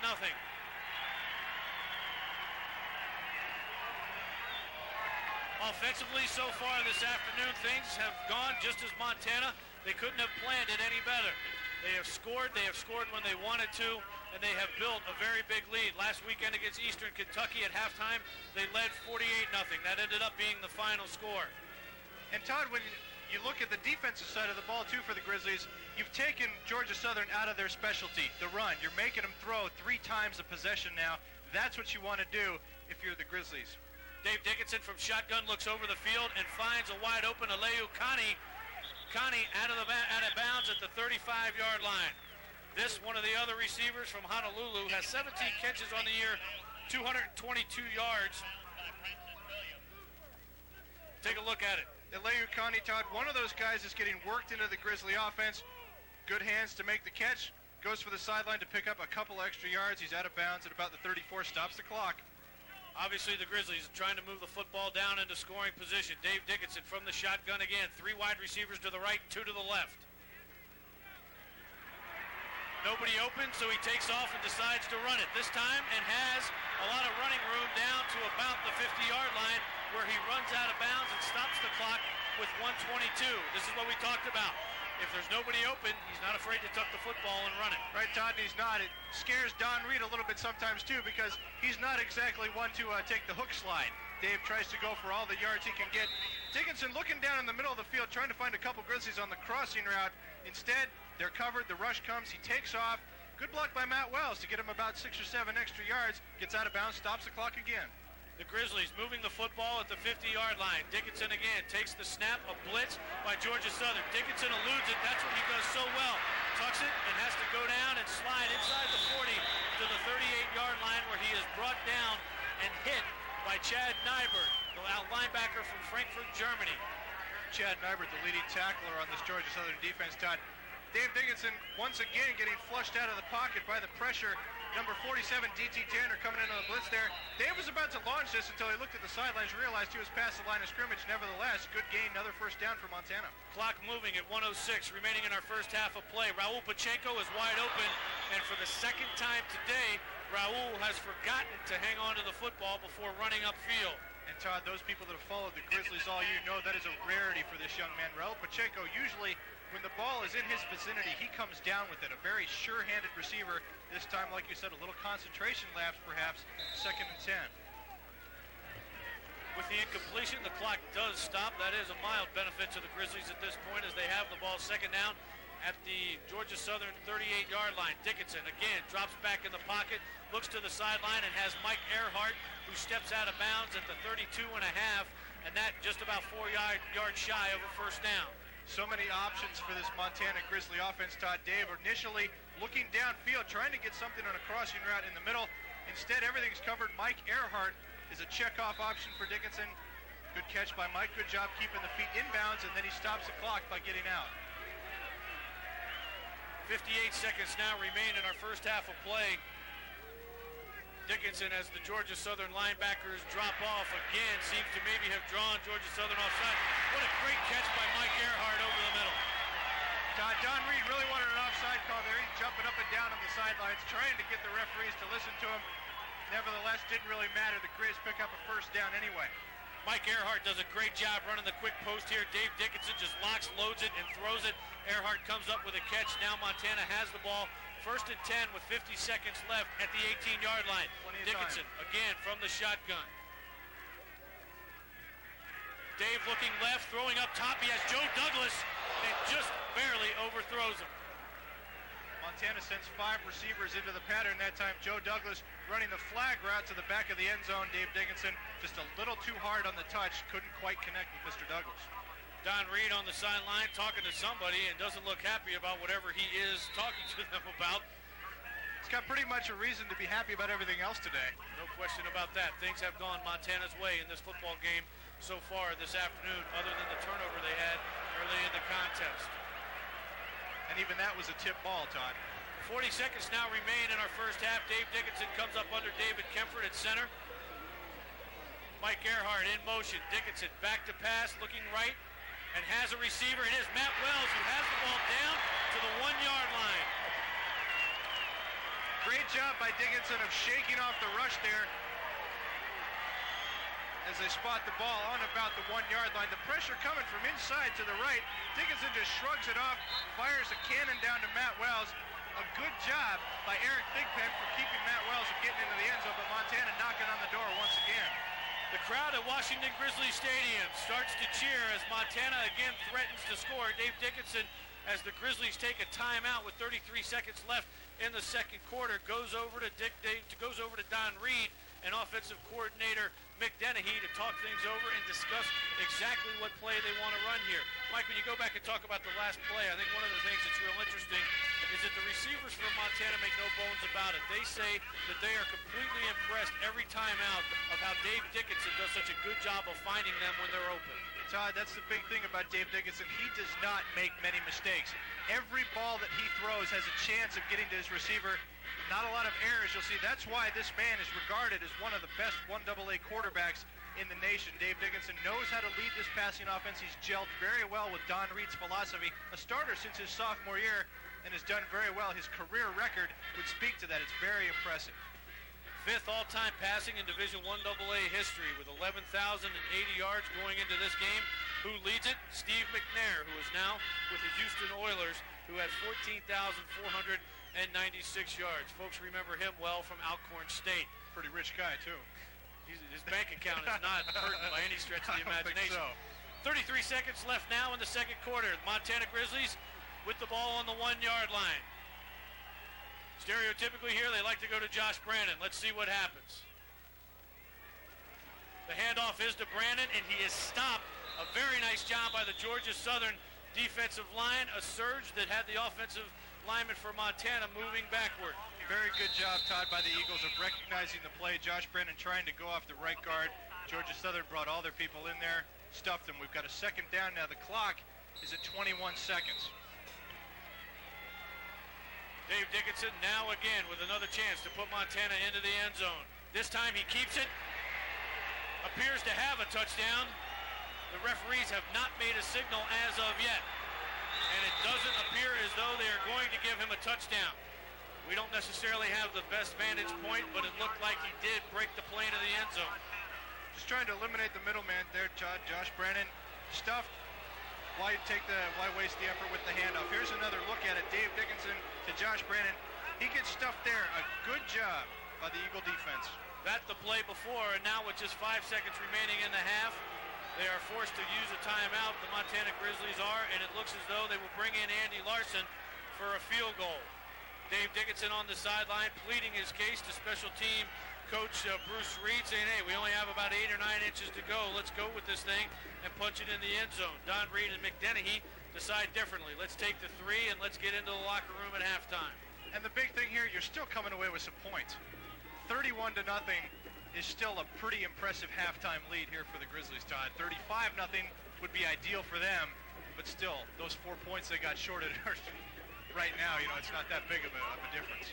The story in the first half so far today, the Montana Grizzlies have had things offensively their way. They have done what they set out to do. That is move the football, throw it, and they have done that effectively. Georgia Southern has not been effective doing what they do well, and that is running the football. Andy Larson is on the spot, is at the 18-yard line, which will make it a 28-yard field goal. The hold is good. Larson's kick is up, and it is through the uprights. It is good.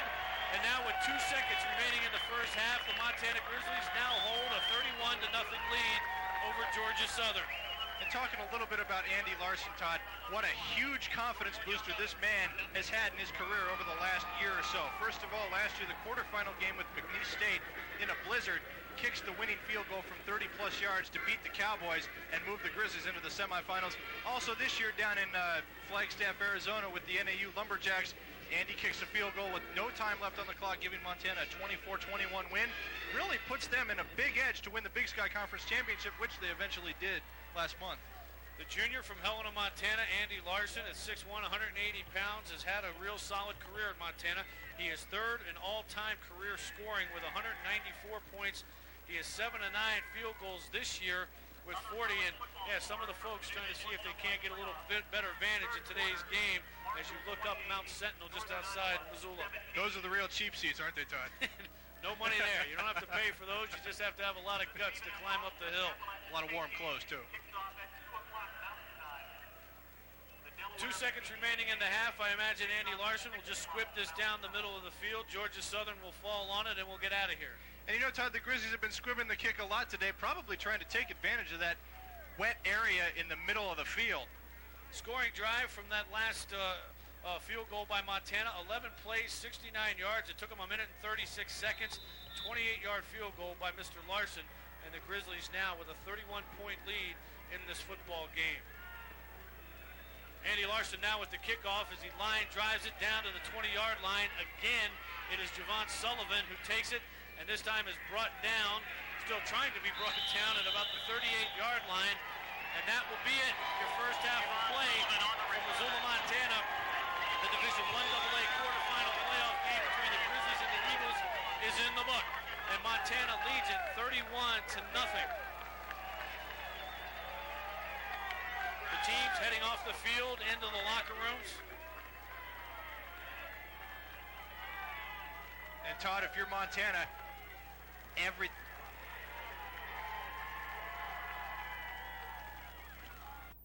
Kenyon Coach, your overall thoughts on the first half? Well, I tell you, Montana's got an outstanding football team, and our offense was not able to really get a first down until that last drive, went for it on 4th and 3, and they came up with a big play.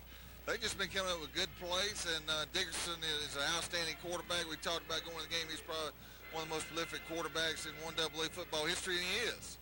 And we've got to do a better job in the second half. We're going to get the ball. We deferred. We're going to get the ball, and we're going to take it down and get points on the board. It's very, very important, very critical that we do that. Tell me about the field conditions and the weather here. Is it bothering you players at all? How are you guys dealing with it all? The field conditions are the same for both teams on both sidelines. However, the field conditions are not really conducive to our type of offensive attack. But I think Montana also has a lot to do with it. You know, it's the same for both teams. We got to figure out a way to move the football. What do you do coming back now? Well, we just go back. We got 30 more minutes. Anything can happen in college football. It's very important this opening drive, the second half, that we move down and get some points. Coach, thanks for stopping by. Appreciate it. Montana Grizzlies make their way back onto the field for the second half. Let's take a look at some statistics that we have from you from the first half of play this afternoon. The referees taking care of a little business on the field. Georgia Southern had won the toss at the beginning of the game, deferred to the second half, so they will have it. One thing, Mike, that jumps out at you, if you're Montana, you love the fact that you're out rushing your opponent 61-41. Yeah, Todd, something that the Grizzlies, it's really not their specialty, but they're outgaining Georgia Southern in their specialty by 7 yards. These stats telling the story in a game that's so often like these typical games, a 31-point lead, 26-3 in first downs in the total yardage. 408-54, Montana with a big advantage in that category. They do have 2 turnovers, but Georgia Southern hasn't been able to take advantage of those 2. 347 yards passing for Dave Dickinson on 29 of 38 attempts, and just showing you exactly how effective he is throwing the football. And also, Todd, Montana 2 turnovers, and it really hasn't affected them all that much. Georgia Southern hasn't been able to capitalize on those turnovers and translate them into points. Possession, time of possession, Montana with 15 minutes, and one of the other interesting points, Montana has only been penalized twice for 20 yards, Georgia Southern 6 for 30 yards. Don Reed, as he walks the sidelines and prepares for the second half. Georgia Southern really needs to, they're going to get the ball, Todd. They really need to spark some kind of adrenaline, whatever you want to call it, to get this team going and get it back into the ball game, because if they don't come out and score, it's going to be a long road for them. All right, take a look at what Georgia Southern did with the football when they had it, and most of it turned into either punts or turnover on downs. They did have a couple of fourth down situations that they went for it, and their field position, you can't say it's great by any stretch of the imagination, but they've had the ball on the 25 or farther out, it appears, 4 or 5 times. On the other side of the things, the Montana Grizzlies have shown you exactly what happens. They can move the football from anywhere on the field. And Todd, really, Georgia Southern, when you look at the averages, they've had a better starting field position than the Grizzlies, but you take a look at the drives, 10 plays, 9, and the last 2 of the half, 11 play drives, chewing up the yardage, getting the ball in the air to the receivers. Dave Dickinson doing a good job of that. Montana is hitting on all cylinders here in the first half. Drives of 77 and 80 yards, and the Grizzlies, as we prepare to get the second half underway from Washington Grizzlies Stadium, holding a 31-0 lead over Georgia Southern. We'll see if the Eagles made some adjustments here at halftime to try to counteract what the Grizzlies are doing on defense. Montana's pretty much contained that flexbone attack so far.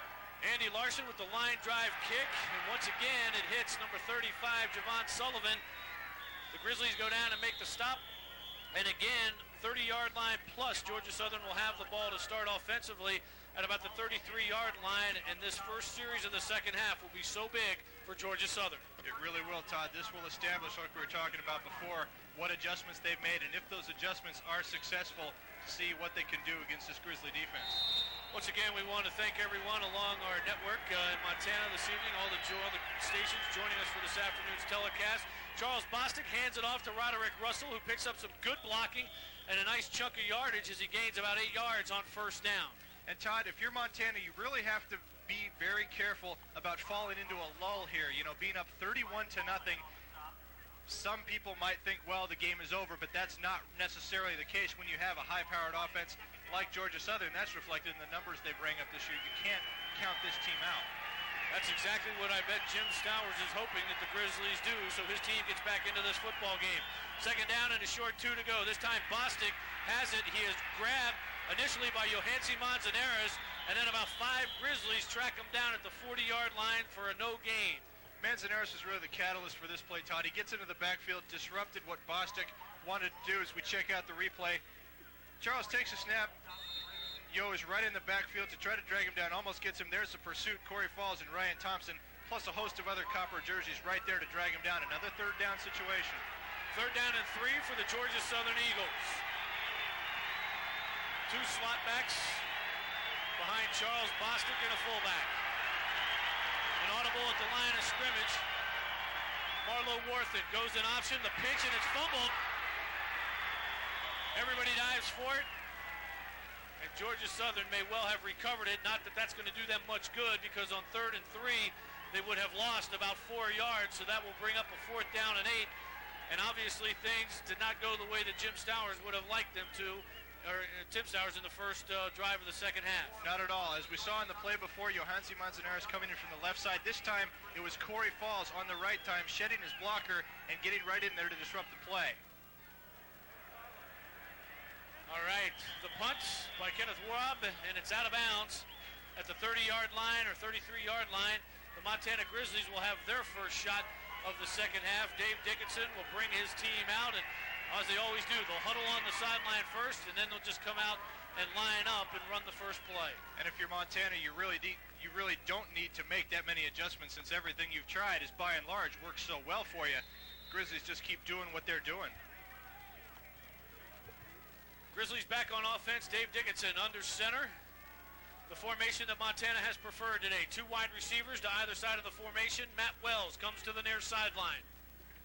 Dickinson drops back to pass. He has time, has the protection. He has a receiver.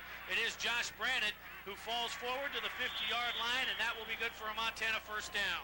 Georgia Southern, it looks, Todd, still sticking with that zone defense they had in the first half, not wanting Montana to beat them deep.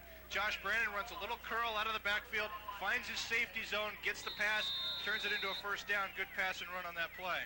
Montana attempting to drive the secondary deep and then work back underneath if that's what's available and the option that they have. Wide receivers are stacked to both sides of the formation. A little bit of a new look. New look this afternoon. Josh Brannon in the backfield as the single back. He takes the handoff. There's a hole. He cuts it back up the middle over the 45 to the 40-yard line, and that'll be close to another first down for the Grizzlies. We touched on it in the second quarter, Todd. Josh Brannon, he's a pile mover. He gets the blocks, and then that's really all you need to do, because he will do the rest. We take a look at it on the replay. Josh takes the draw. First couple guys, he cuts by, doesn't really make a miss, but he keeps his legs moving. Even up around the shoulder pads, that guy can't bring him down. Josh turns it into a big gain for the Grizzlies. Low center of gravity, and rarely does the first guy that hits him ever bring him down. We now have a 1st and 10. That run was good enough for the first down. 3 wide receivers to the right side of the formation. Dave Dickinson checking off. Again, Georgia Southern will be called for offsides. Pass complete to Raul Pachenko. This time Raul takes it to about the 34, 35, 36-yard line. There is a flag down at the 40-yard line. And if you're Georgia Southern, Todd, you really do not like what you see here, because the Grizzlies have moved the ball down the field already in a short period of time, about 30 yards. Montana hasn't been taken out of their rhythm. It looks like they're picking up where they left off in the first half. Referees come over to take care of business, get the ball where it was, mark off the yardage. It will be against Georgia Southern. It will be offsides, and that will bring up a first down and 5 for the Montana Grizzlies. Defense, repeat first down. At the 35-yard line, the Grizzlies have moved into Georgia Southern territory on their first possession of the third quarter. Dave Dickinson taking a look over what he sees in the secondary. This time the handoff to Brannon. Josh Brannon off the left side, breaks a tackle, and is thrown out of bounds at the 28-yard line, and that will be another first down for Montana as he picks up 7 yards. Good blocking again, Todd, on the left side of the line by Eric Simonson, AG, and David Kempfert. Josh gets the hole, he picks it, goes right through, forces the secondary to come up and make the tackle. Another first down for the Grizzlies. They're just moving down the field, Todd, the way they want to. Georgia Southern looking for anything and any way that they can slow down this high-powered offense by Montana. This time, 2 wide receivers stacked to the east side of the formation. Dickinson again. Drops back, play action pass, looks down the field, looks and finds an open receiver. That is Matt Wells. He is brought down at about the 21-yard line, and that'll be about 3 yards shy of a first down. Another interesting thing, Todd, we haven't seen a blitz yet from Georgia Southern on this drive. You've got to make something happen. You've got to get the ball out of Dave Dickinson and Montana's hands. They can do this all day. Take what the defense gives them, pick about 7-8 yards at a try down the field, and they'll be successful at that. We've seen that in the first half. The Eagles have to put some pressure on them if they're going to stop the Grizz. Dave Dickinson now with a 2nd down and 4. 4 wide receivers in the formation. Georgia Southern showing blitz. They come, maybe a bad time. Matt Wells takes it in the flat and is dragged down at the 14-yard line. That'll be good enough for another first down. And again, when you want to talk about Dave Dickinson, he made the right choice again there. Georgia Southern showing a little bit of pressure. The quick out to Matt Wells, exactly what you want to do. Get rid of the ball as soon as you can to counteract that rush. Montana's moving again. Looks like they have another first down. Mike, the talk around Missoula this whole past week settled around the fact that back in 1989, these two teams met in the semifinals, and Georgia Southern won 45-15. The Grizzlies looking for an opportunity to change things around this year in the quarterfinals. Right now, they lead at 31-0. Dave Dickinson again with Matt Wells in motion. Looking down, a little pump fake. Mike Earhart on a go. He dumps it to Josh Brandon. How heads up is that? Inside the 10-yard line, down to the 9. Dave Dickinson wanted Mike Earhart on a stop-and-go route. He wasn't there, checks off, and dumps the ball to Josh Brandon. What a smart play by Dave Dickinson here, Todd. The defensive back doesn't bite on the pump fake, so Mike Earhart is basically frozen out.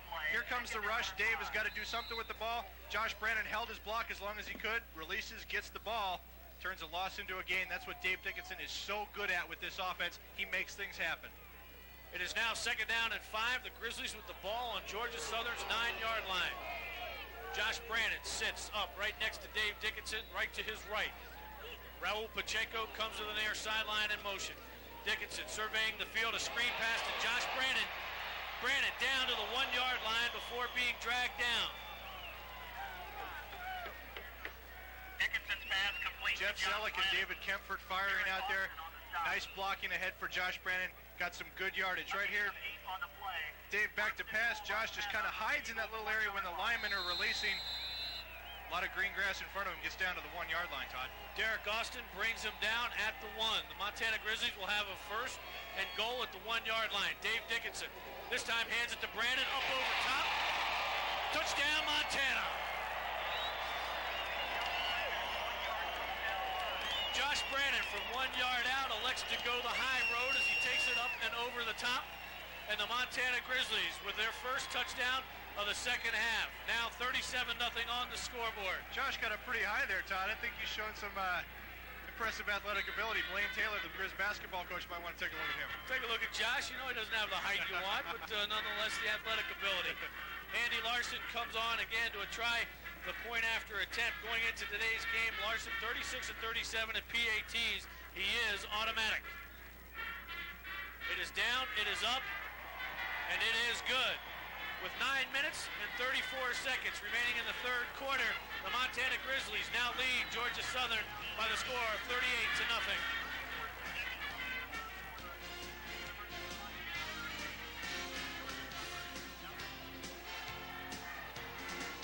With now a 38-0 lead over the Georgia Southern Eagles this afternoon at Washington Grizzly Stadium. They put more points on the board. The drive we just saw, we'll have more on that and a recap for you in just a little bit. Andy Larson with another line drive kick. Here's a surprise. Javon Sullivan's going to field it again at his 20-yard line. Takes it over to the near side towards us and is pushed out of bounds at the 30-yard line where Georgia Southern will take over.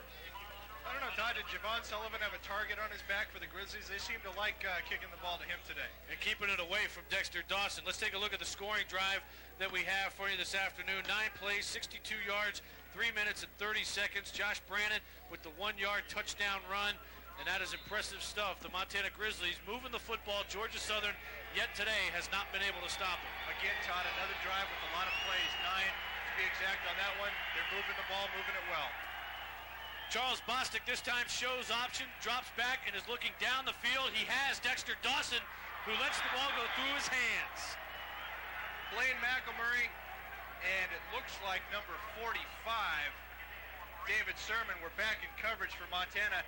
Charles Bostic left it a little bit over the right shoulder, and receiver just not able to come down with it. Maurice Bing the leading receiver on this Eagle team, just a little bit wide for him. 84, not 85. That's the difference between Maurice Bing and Dexter Dawson. Maurice Bing out there had a chance to come up with it, as Charles Bostic did a nice job showing run with the option, and that's what Tim Stowers told us that they like to do, use the run to set up the pass. That was a perfect example of it. And now a second down and 10 for Georgia Southern at their own 31-yard line. Again, play action pass. Bostic looking to go up top. Not there. Johansi Manzanares and Jason Crebo dropping for a big loss all the way back to the 14-yard line, or 16-yard line. Todd, Montana has done an impressive job on the pass rush today. They've been in Charles Bostic's face, by and large, every time he's wanted to throw the ball. They're getting good penetration up front from the front four, and when your rushing attack is not working, you've got to go to the pass, but when you have 3 or 4 guys in your face, it's very difficult to create. Charles Bostic finding out right there as he gets dragged down to the turf. Tim Stowers told us his offensive linemen aren't the biggest guys around, but Johansi Manzanares did a great job on that particular play, as we show you, Johansi, and that is one of the things that maybe hurts you when you try to throw the football a lot. This Montana defensive line is fairly large. Charles Bostic on 3rd down and 21, this time hands it off, and there's nothing going there. A number of copper jerseys in on the stop at the 21-yard line. Georgia Southern faced now with a 4th and 19 as they pick up just 2 yards on that play, and here comes the man that everybody knows by name now, Kenneth Warop. He is in to punt, and again, Georgia Southern forced Mike to give up the football. And Todd, if you're Georgia Southern, you really have to try and think, what is it that we can do to make something work on offense? The Grizzlies have had pretty much everything they've done figured out today. The ball bounces, and the Grizzlies let it roll down inside their 40 to the 38-yard line. Joe Douglas electing not to field it. Montana will take over as Marty Duffin and the Grizzlies walk off the field and say, let's get into this thing. Our score in the 3rd quarter with 7:52 left, 38. Well, if you want to get a little exercise and catch a football game, maybe this is the way you elect to do it on a Saturday afternoon. The Montana Grizzlies take over with 1st down and 10 on their own 38-yard line. Dave Dickinson with Nathan Dolan in motion to the far side. Dickinson with a quick pass over the middle to Mark Bebout as tight end. Bebout with a nice catch, spinning around, and picks up a 1st down. And Todd, this isn't something you see from the Grizzlies because they run more of a passing attack instead of a conventional offense. Just a little quick flare out of the backfield. Mark Bebout there to get it for another 1st down.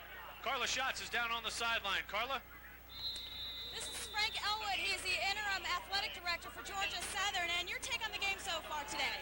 Well, we're getting beat pretty good right now. Montana's a great football team. They're playing well. We're not playing quite as well, so the outcome looks kind of doubtful right now. And you said a little bit earlier that the field is having a little bit of play into this for the Georgia Southern team. Well, we're not used to quite this kind of mud. We're used to water. The temperature I don't think is a factor, but the mud slows us down a little bit in our option offense. Okay, thanks a lot. Todd and Mike will send it back to you guys in the booth. All right, Carla, a couple scores from 1AA playoff action today, updating you. Marshall beating Northern Iowa with 2 minutes left in the 4th quarter, 35-24, in a game that everybody here is interested about. Stephen F. Austin and Appalachian State with 8 minutes remaining in the 1st quarter.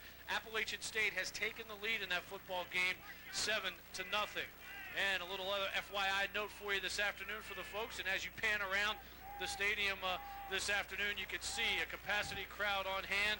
And there is a number of people that have traveled from all around. Chuck Finney making the call.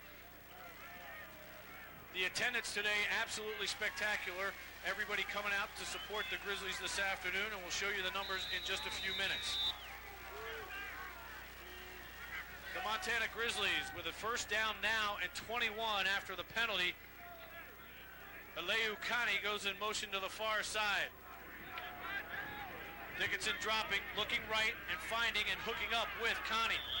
Out to about the 43-yard line, trying to get back some of the yardage. But Todd, the short passing game for Montana, like we said, it really is synonymous like to a running game, because when you pick up 3-4 yards, you're still keeping the clock going, which is what you want to do to try to tick down and make yourselves assured of a victory. All right, here we go. We talked about the attendance. Take a look at it. 18,518 strong. A new stadium record today. The last one, 18,505 against Boise State. That was homecoming this year. So a new stadium record today in attendance. Dickinson looking down the field, looking for his tight end, Mark Bebout. And a nice play broken up that time by Marco Bradham. Good play by Marco. Mark Bebout made his cut to the out pattern. Marco read it very well, came in at the last second to deflect the pass, sets up a 3rd and long for the Grizzlies here. 3rd down and 18, Montana in their own territory. The ball just over the nose of the football, creeping over the 45-yard line. 3rd and 18 is kind of unfamiliar territory for them today, Todd. Believe me, though, we saw, I believe, last week they had picked up a 3rd and 29, so anything is possible with this high-powered offense. Dickinson this time from the shotgun. Little play-action fake. It goes to the wide receiver screen, and the ball pops loose, but I believe Montana recovers it, and I believe it was Aleukani. Right, Todd. Lee Brooks, as the Grizzlies, Aleukani came across. Well, now it looks like the Georgia Southern offense is coming on the field. We're going to have to get an indication from the officials. It looks like Montana's hanging onto the ball, and they're going to punt.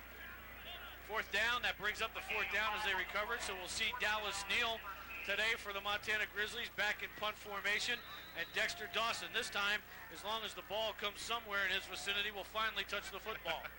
Dallas Neal on for the first time today. Todd, a freshman punter out of Great Falls. Don Reed and his staff very happy with what he's done in his first true season of college football, punting the ball for the Grizzlies.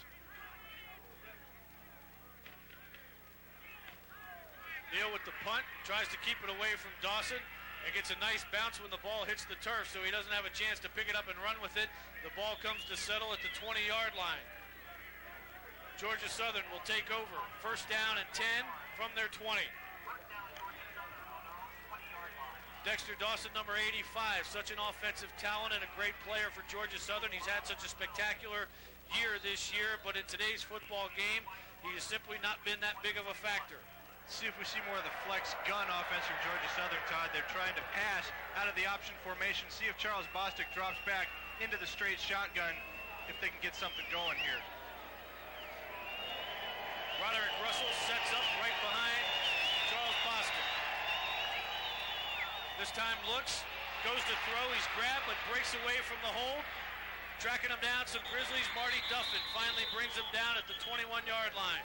And I bet Randy Riley is kicking himself right now, Todd. He could have had another sack. Had a clean shot on Charles Bostic. Charles able to spin away from him, get outside, make something out of nothing. It's 2nd and 8 now for the Eagles as we take a look at the replay. Randy comes in with a head of steam and just misses him. Charles Bostic has rushed for 733 yards this year. He's averaging 52 yards a game and has run for 7 touchdowns. This the 6th-year senior that we mentioned earlier in the football game. 2nd down and 8 for Georgia Southern. This time up the middle, the dive play. It goes to Roderick Russell and the Montana Grizzlies. David Sermon, Johansi Manzanares, Ryan Thompson, a lot of guys there on the football. And you mentioned the 6-year status of quarterback Charles Bostic, Todd. The Eagles really fortunate to have that much depth at quarterback when you have 2 quality guys. Kenny Robinson, last year's Southern Conference Freshman of the Year, went out a couple games ago with a hip contusion. Charles Bostic able to step right in and pick up where he left off. Robinson was hurt during that East Tennessee State game and has been out since then. Bostic has stepped in and performed more than admirably. Now from the flex gun on 3rd down and 8. Georgia Southern needs a 1st down. 4 wide receiver set. You don't see this often from them. Bostic looking over the middle, has a man, but the ball is tipped. David Sermon comes up with the interception for Montana.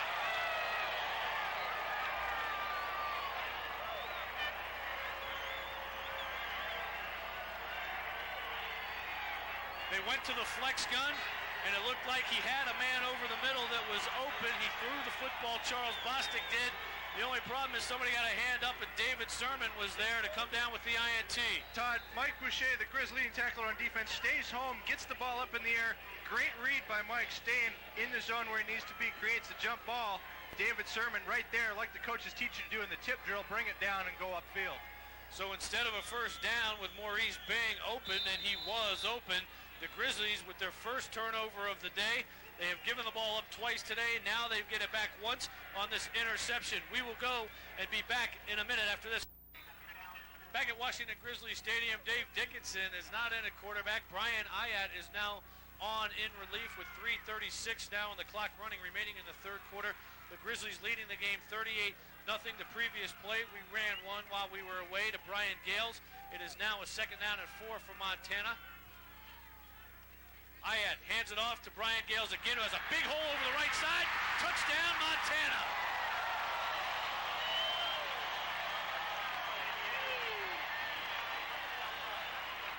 Number 33, Brian Gales takes the handoff and rumbles 16 yards into the end zone for a touchdown. And Todd, it doesn't seem to matter who's in there for the Grizzlies. They are getting the job done. Good run blocking up front by Montana's offensive line, opening the hole for Brian Gales. He picks up where Josh Brandon left off, and it took the Grizzlies 2 plays to score after that turnover. Brian Gales, 5'9", 170-pound freshman from Richland, Washington. Andy Larson is on now to put it through the uprights for the PAT. The hold, the ball is down. The extra point is good. The Montana Grizzlies now extend their lead with 3 minutes and 18 seconds left in the third quarter. The Grizz now with a 45-0 lead. And Todd, when you want to talk about the Grizzlies, one of the things that is so impressive about them is there's not a whole lot of seniors on this team that are starting. Matt Wells and Dave Dickinson, obviously 2 big ones, as well as Eric Simonson on the offensive line. But you bring guys in like Gales and Brian Ayat, who are redshirt freshmen, they can get the job done as well. So Montana, after graduation, they're going to lose, obviously, Dave Dickinson, one of the greatest players ever to play at the University of Montana, but they have guys back up who can pick up the load, like Brian Gales, who cuts in, gets another good block by Nathan Dolan right there to spring him into the end zone. After the interception, there were just 2 plays, 22 yards. Let's go down to the sideline to Kenyon Gleason. Guys, the field conditions all day have been a concern. Actually, the field has proven to be not too bad, but it's the sidelines that most people are concerned about now. Because anytime a play comes out here, you see there's a good chance for slippage with all this mud. This is where the injuries are happening. This is what the athletic trainers tell me they're worried about. The field is actually holding up quite well. Guys, roll away with it. Thanks a lot, Kenyon. An update on the field today. As everybody said, it's such a big concern this week. The tarp really helping out to keep so much of that inch of moisture that we've had this past week off of the field. Yeah, how'd you like to slide into that pile of mud? Whew. That'll keep the trainers and the laundry people working overtime to get that out of the white jerseys. Big time shower after today's football game. Andy Larson is set to kick it off. This time puts it up in the air and kicks it very short. Again, Javon Sullivan fumbles the football. It comes loose. And Montana recovers it. Every time that Andy Larson has kicked off today, he has kicked it in the direction of number 35, Javon Sullivan, who up until this time has handled it every time. But that time lost control of it a little bit, and Montana jumps on it for the second time. Georgia Southern has turned the ball over, and they have turned it over deep in their territory. Take a look at it. Sullivan kind of moving to his side and back a little bit. The ball goes through his hands, and then a number of Grizzly players coming out and put the pressure on, and they come up with the recovery. And Todd, the wind aided that one a little bit too. The flags up on top of Washington Grizzly Stadium being whipped around by that wind too makes it tough to get that ball under lock and key. Brian Ayat, this time with the draw to Brian Gales, and he has a lot of running room out to the right side. Down to about the 16-yard line before being brought down. Nice look at a misdirection play by the Grizzlies. The flow went left. Brian Ayat handed it off to Gales, who took the ball right. About 9-yard gain as we take a look at it on the replay. And as we check it on the replay, we want to mention Josh Paffhausen now in at quarterback. Brian Ayat, as they alternate series now, handing it to Brian Gales. Paffhausen out of Butte, Montana. Some say he is the heir to Dave Dickinson. This time up the middle, Brian Gales does a great job keeping his balance and rumbles down to the 5-yard line. Brian Gales, like Josh Brandon, Todd, keeping the wheels moving, the legs churning. Tough to bring down once you get that momentum going. Brian Gales taking it inside the 5. The Grizzlies knocking on the door again. Good open hole by the offensive line. Montana's line doing a good job opening up the lanes. Brian Gales takes advantage, gets down into the red zone again. Second half, Montana electing to keep the ball on the ground. They're doing it, and they're doing it with Brian Gales. Now with a 1st and goal at the 5-yard line, Josh Paffhausen under center. Play action pass and rolls out to the right, and we're going to have an illegal procedure penalty called on Montana, I believe. It looked like the right guard started to pull out of there a little bit too quickly. I think Troy Lucas jumped out a little bit early, Todd. That'll move the Grizzlies back 5 yards. Getting a little anxious, wanting to get out and pull down the line of scrimmage as Paffhausen rolled out to the right side, obviously trying to pick up his assignment. And also, Todd, when you're dealing with the quarterback shuffle of Brian Ayat and Josh Paffhausen, you're adjusting to different styles each series. Each man might have a different cadence, different rhythm to get used to with the center and the offensive line when to snap the ball. The Grizzlies now with a first and 10 at the 10-yard line. Paffhausen, quick drop, looks, scrambles, and he's going to be sacked and brought down by Edward Thomas. Edward Thomas, one of the big guns on this Georgia Southern defense. He is the sack leader, 10 on the year, 4th in team tackles. Tim Stowers told us a little interesting story about this guy earlier in the week. I had a chance to talk to Mr. Stowers early on the phone, and when he was talking about his defensive end, Mr. Thomas, interesting thing he said. He told me that he's not very big, but that he's quicker than a hiccup. I don't think you could put it more succinctly than that. Let's take a look at some of the other 1AA playoff scores. The final for you. Marshall, the 6th-seeded team, a winner over Northern Iowa, 41-24. And Stephen F. Austin now on top of Appalachian State at the end of the first quarter, 10-7. Montana fans very interested in that. Paffhausen now drops, looks, fakes out the defensive end, and rolls to his right. Penalty flag is down. We will have an offensive holding call as Paffhausen goes out of bounds right around the 10-yard line. Yeah, when the hanky drops in that area, Todd, usually you've got a holding call. Referee will come over and give us the indication.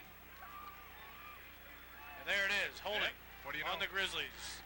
They will move backwards, so after having a first and goal at the 5-yard line, Montana seeming to do what they can to move this thing backward a little bit. Now with new personnel in there, Todd, you're really adjusting on the fly with all these new players in, trying to find a little bit of compatibility, continuity, getting them into the ball game and trying to get downfield. Holding on the offense. Repeat second down. So that will bring up a nice second down and 27 for the Grizzlies, as they have only one option, and that is to get into the end zone.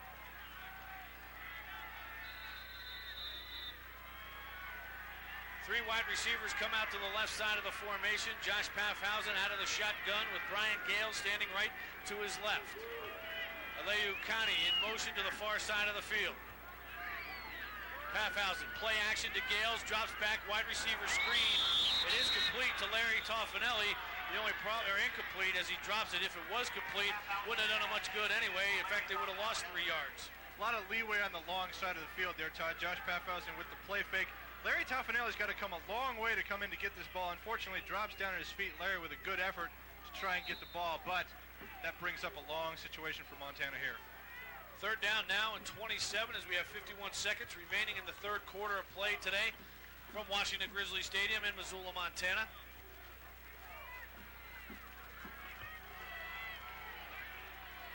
I don't know how many plays you have in your playbook that are designed for 3rd and 27, but we'll see if the Grizz have one. Passing attack they have, they've got to have a few. Paffhausen looking down and going to, and it is picked off. He was looking for Nathan Dolan and intercepted by Travis Taylor. One of the free safeties, Travis, 5'8", 170 pounds from Hardyville, South Carolina, comes up with a pick. Josh puts it up. Nathan Dolan going for the corner flag of the end zone. Travis Taylor just gets there a little bit before the ball does. Good anticipation by him. Georgia Southern keeps Montana out of the end zone. They've got a chance to go on offense now. Travis waits for the receiver to make his break, which he did. Waited for the quarterback to throw it and then broke on the ball. Comes up with the interception. Georgia Southern will then take over deep in their own territory. First down and 10 on their own 8. Charles Bostic snaps it. The ball is loose. He falls on it at about the 7.5-yard line. That's the first time we've seen that today. Now, Todd, what kind of play do you call down here? First and 10, now second and about the same yardage. Inside your own 10-yard line. You've got time running out in the third quarter. About 28 seconds now. That's one of the things Don Reed spoke to us about. He said if we can control Georgia Southern, or at least slow them down on first down, that defensively will put us in a much better situation. They have done that this afternoon. They've really dictated the tempo this afternoon, Todd, on what first downs they have. Bostic hands it off up the middle to Roderick Russell, and he is shut down. There is no room whatsoever. Number 46, Greg Fitzgerald, in on the stop, along with some other copper shirts. We will step aside at Washington Grizzly Stadium. The end of the third quarter, the Montana Grizzlies on top of the Georgia Southern Eagles, 45-0. Third down and 10, and Georgia Southern takes the snap. Charles Bostic does, and runs up the middle on a quarterback draw, and it looks like enough, or very close to, a first down. Referees are talking about it right now, Todd. It looks like that they might bring out the sticks, but depending on the mark, you might have it right there.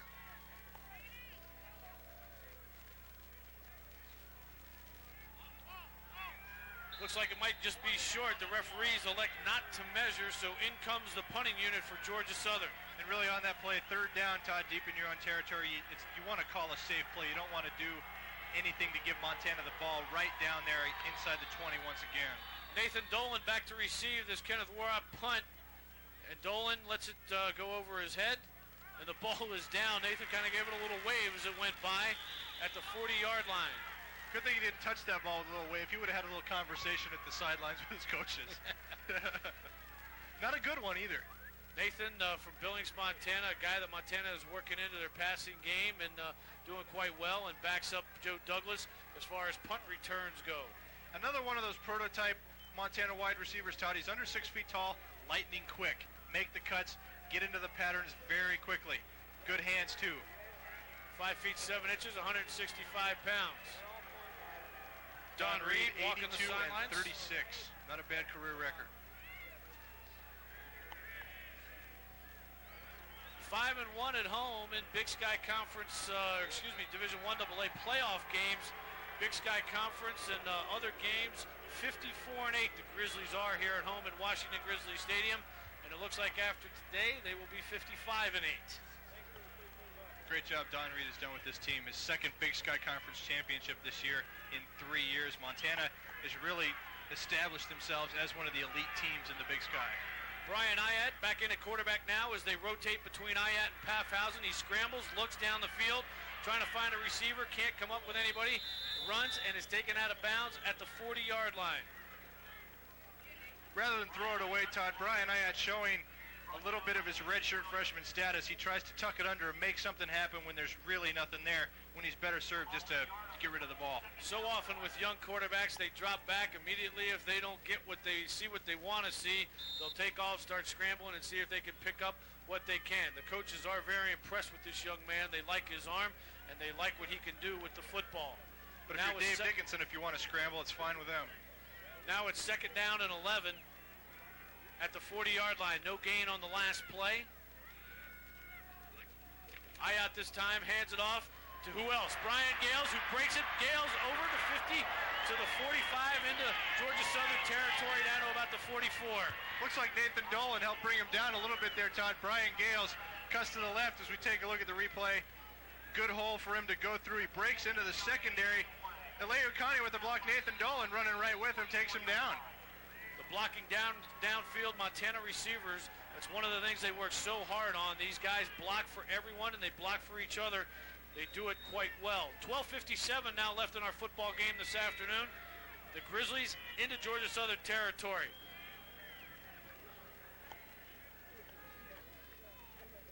Ayat this time drops back to pass, hands it off to Gales again. This time Bryant inside the 40 to the 35, jumps over a player for Georgia Southern and gets brought down finally at the 32-yard line.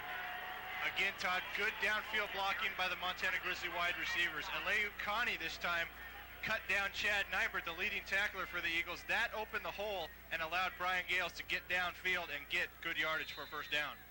Carla Schatz is down on the sidelines. Carla? This is Monty, the Grizz mascot, a happy camper right now. Are you shocked that the team did so good? And you are pretty happy. You're pretty warm, too, in all this fur. You're not much for words, are you?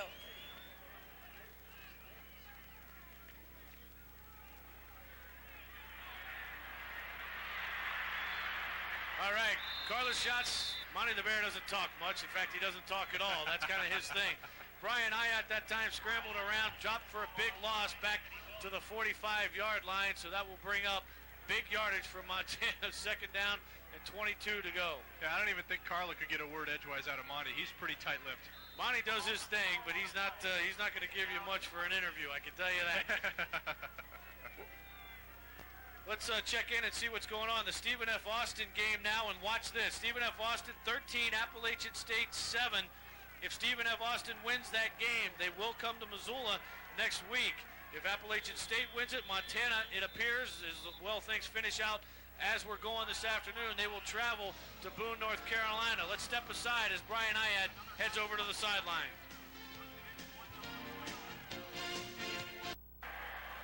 Back at Washington Grizzlies Stadium, the fans are doing the wave. The score is in Montana's favor, and Brian Ayat is facing a second down at 22 as he drops back to pass, faces a blitz, throws the screen to Kelly Stendrud, and Stendrud's going to get down only to about the 40-yard line before being stopped.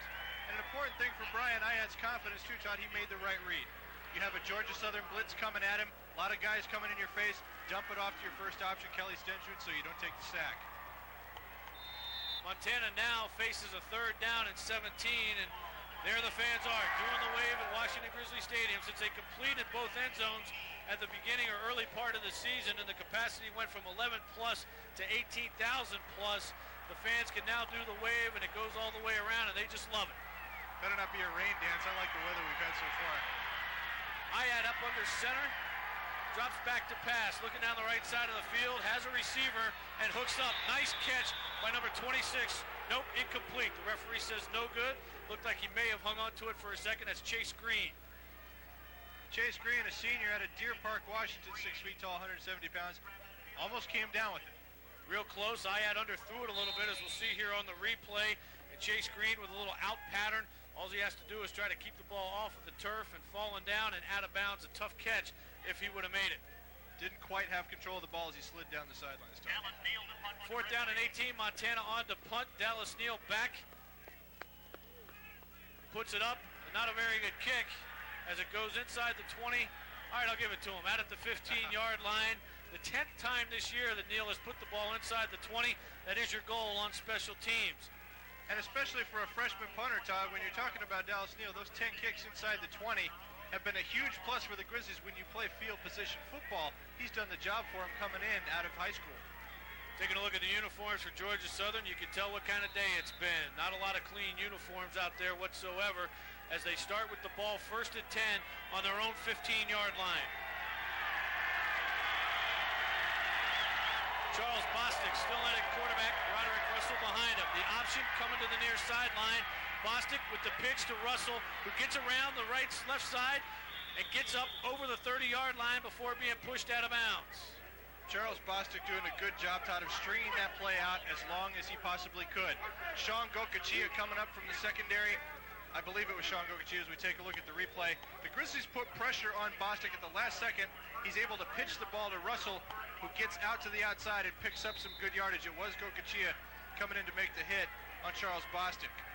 Russell then does the rest on his own as he takes the ball up before being nudged out of bounds, where they pick up a first and 10. Georgia Southern does at their own 31-yard line. Bostic this time with the dive straight up the middle to Russell, who picks up maybe 3 out to the 35-yard line. Georgia Southern, the only place that they've had a tremendous amount of success so far today, Mike, is running the ball up the middle. They do it again there with the guy that's been the workhorse for him as you look at his uniform today, Roderick Russell. He's definitely dirty. That's right, Todd. Roderick Russell, besides needing a whole bucket of Tide later on, he's really provided a big chunk of the Georgia Southern offense. That play before last, one of the only times the Eagles have broken it outside on the Grizzlies this afternoon. Haven't seen Georgia Southern up the sidelines much this afternoon. Bostic this time looks like he might have a reverse. We do to Dexter Dawson, but he doesn't have anywhere to go as he's locked up by number 97, Mike Lawrence, and Mike Kowalski, number 35, a reserve outside linebacker. Lawrence and Kowalski doing a very good job, Todd, of staying at home. The goal of this play is to get the flow going to the right and fake the defense out. Dexter Dawson coming around with the pitch, nowhere to go because Mike Lawrence and Mike Kowalski stayed with their assignments and stayed to protect the weak side. That puts Georgia Southern in a third down and 12 situation. Haven't seen the statistics, but their third down completion rate today is not very good whatsoever. Bostic this time from the gun. We'll see if he can get it done this time through the air. Dropping back, looking downfield. He doesn't like what he sees. Takes off running, flips the ball out. It is caught by number 85, Dexter Dawson, and hit out of bounds by free safety Blaine McElmurray at the 36-yard line. Still shy of the first down, Todd. That'll bring up a fourth down. Mike Lawrence again getting pressure on Charles Bostic as we take a look at the replay. Mike is a transfer from the University of Colorado, one of the guys in preseason that Don Reed really liked. He thinks he's going to be a good player as he flushes Charles Bostic out of the pocket. Bostic, showing his athletic ability, does a great job to get away from the pressure and get the ball to his receiver, but as Mike told you, short of a first down. That brings up another punting situation for Georgia Southern. Nathan Dolan back, calls for the fair catch. This time lets it go, and maybe if he could have caught down, that one would have been a good idea. The ball rolls down to the 15-yard line, and as the Grizzlies prepare to take over again, this time deep in their territory, we'll step aside. It's not been the afternoon that they would have hoped for. Some of the players on the Georgia Southern sideline as the Grizzlies go back on offense. Josh Brannon throws it to Ileo Kani. The ball is fumbled and stripped. And it was recovered by number 47, D.T. Tanner, for Georgia Southern. They will take over deep in Montana territory. Take a look at the replay, Todd. Ileo Kani getting out of the field. Francis Williams makes the strip, does it all himself, gets possession for Georgia Southern, see if they can get on the scoreboard. Georgia Southern back on offense deep now in Montana territory with a first down. This is as deep as they have been. First down now at the Grizz 18-yard line. Andra Rogers, number 22, trying to get into the game late, and now comes back off the field. Bostic, options right, play action, looking in to the end zone, goes deep, has a man down to the 1-yard line. I believe it's number 88, and that is Reggie Garland, a tight end, 6'2", 233 from Thomasville, Georgia. And good concentration by Garland. He's in the middle of 3 Grizzly defenders, comes up with the ball and pulls it down. Georgia Southern knocking on the door for the first time today. Let's give Charles Bostic credit for that throw, too.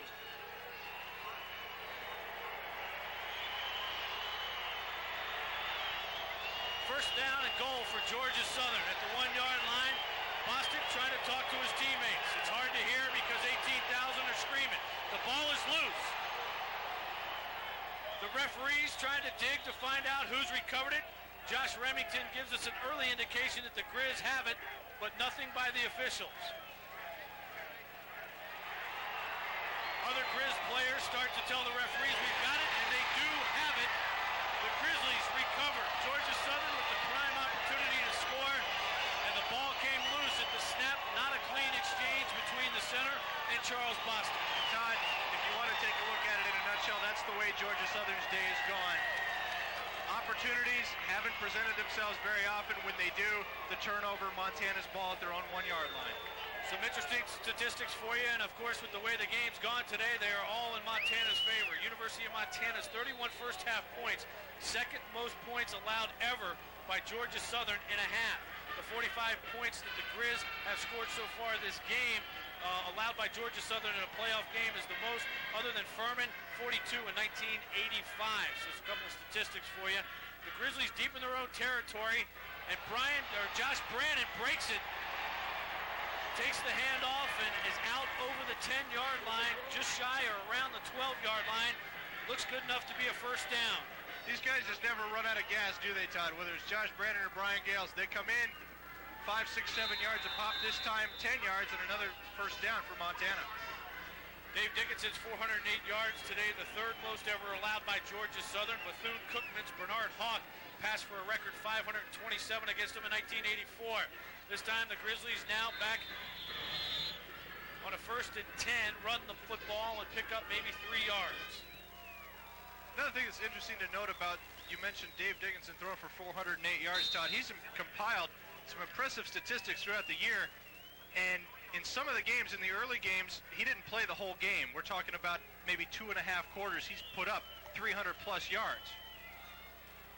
Dave Dickinson, without question, the star player for the Montana Grizzlies, has had a great afternoon today. Josh Brannon handed it off, this time to Kelly Stendrud. Stendrud trying to drive the pile, gets up to about the 20-yard line before being stopped.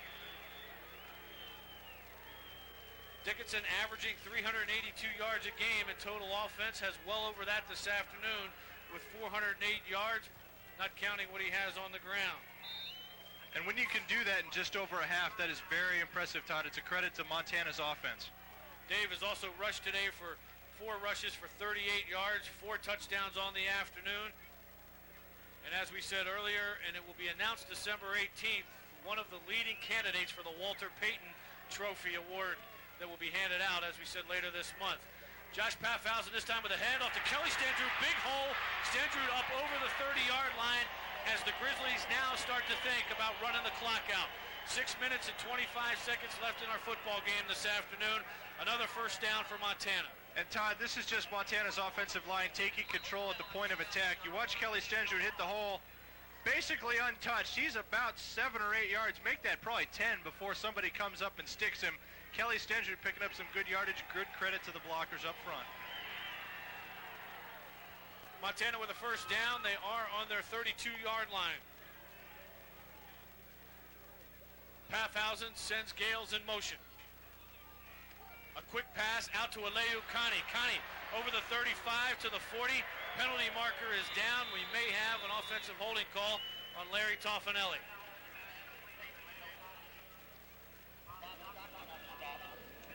Kani was blocking downfield. Referee does indicate that it is holding against Montana. That'll move him back 10 yards. Another one of those little quick screen passes the Grizzlies like to do, Todd. Get it out to the receiver quickly so he has some momentum and has some blockers before the defense can react to him. Unfortunately for Montana, holding this time. on the offense. Repeat first down. Unfortunately this time, Larry Toffanelli just gets a little bit too much of Georgia Southern's jersey. As we see Aleu Kani taking it. The blocks already set up downfield. Nathan Dolan and Larry Toffanelli doing his job. Larry just grabs a little bit of jersey right there as goes by him. Larry just wanting a little too much of that mesh. First down at 14 now for Montana. Paffhausen going out of the shotgun.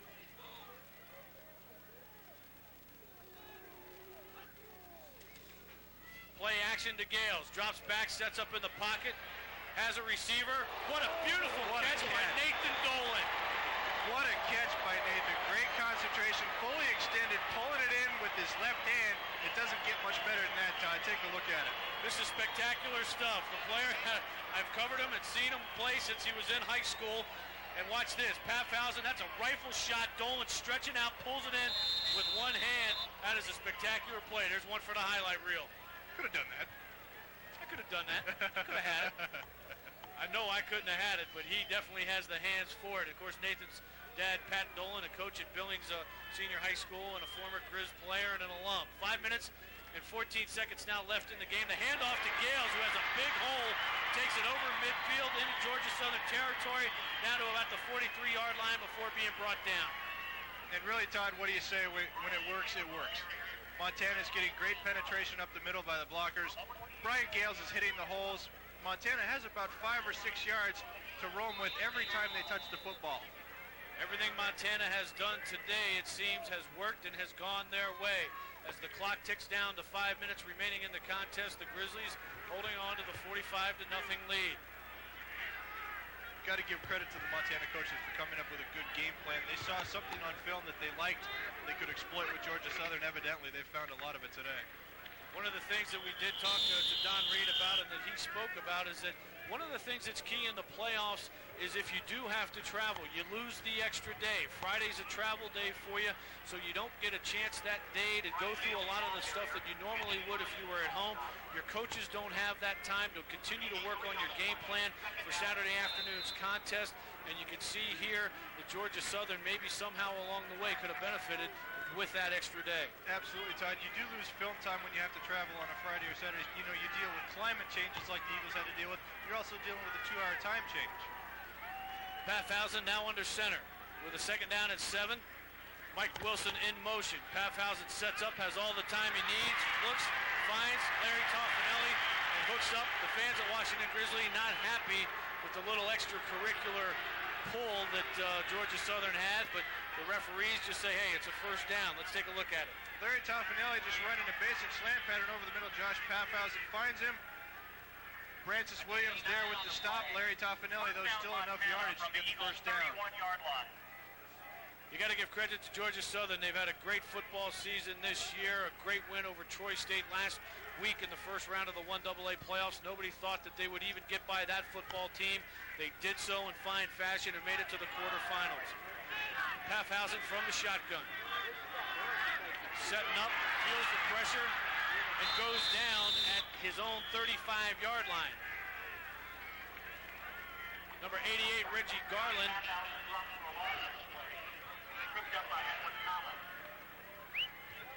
I'm sorry, not 88, but 98.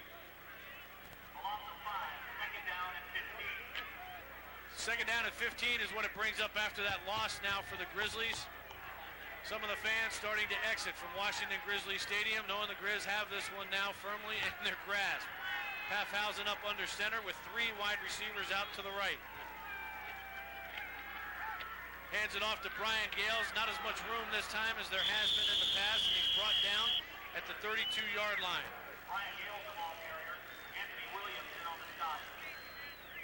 Getting back to Georgia Southern, Todd, and the competition they face this year, the Southern Conference is very tough. You have Marshall and Appalachian State, and they're 2 of the top 5 seeds in these playoffs.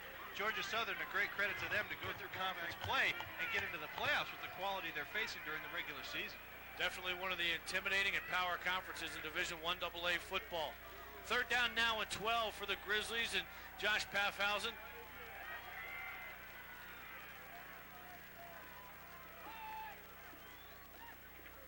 Hands it off to Brian Gales off the left side, and Gales churning away as he won't go down. Finally is tackled at about the 28-yard line, and that will bring up a 4th down for the Grizzlies. Mr. Larson's giving another crack at it here, Todd. Andy Larson tuning his leg up as he makes it on his way to the field, and Brian Gales, who has been a bit of a workhorse in the second half, makes his way to the sidelines for a bit of a breather. Fans urging the Grizzlies to go for it, but really no need to at this point. Under 2 minutes to go, it's been decided. Minute 40 seconds left in the 4th quarter as the clock continues to tick down. Andy Larson spotting up for what appears to be a 44-yard field goal.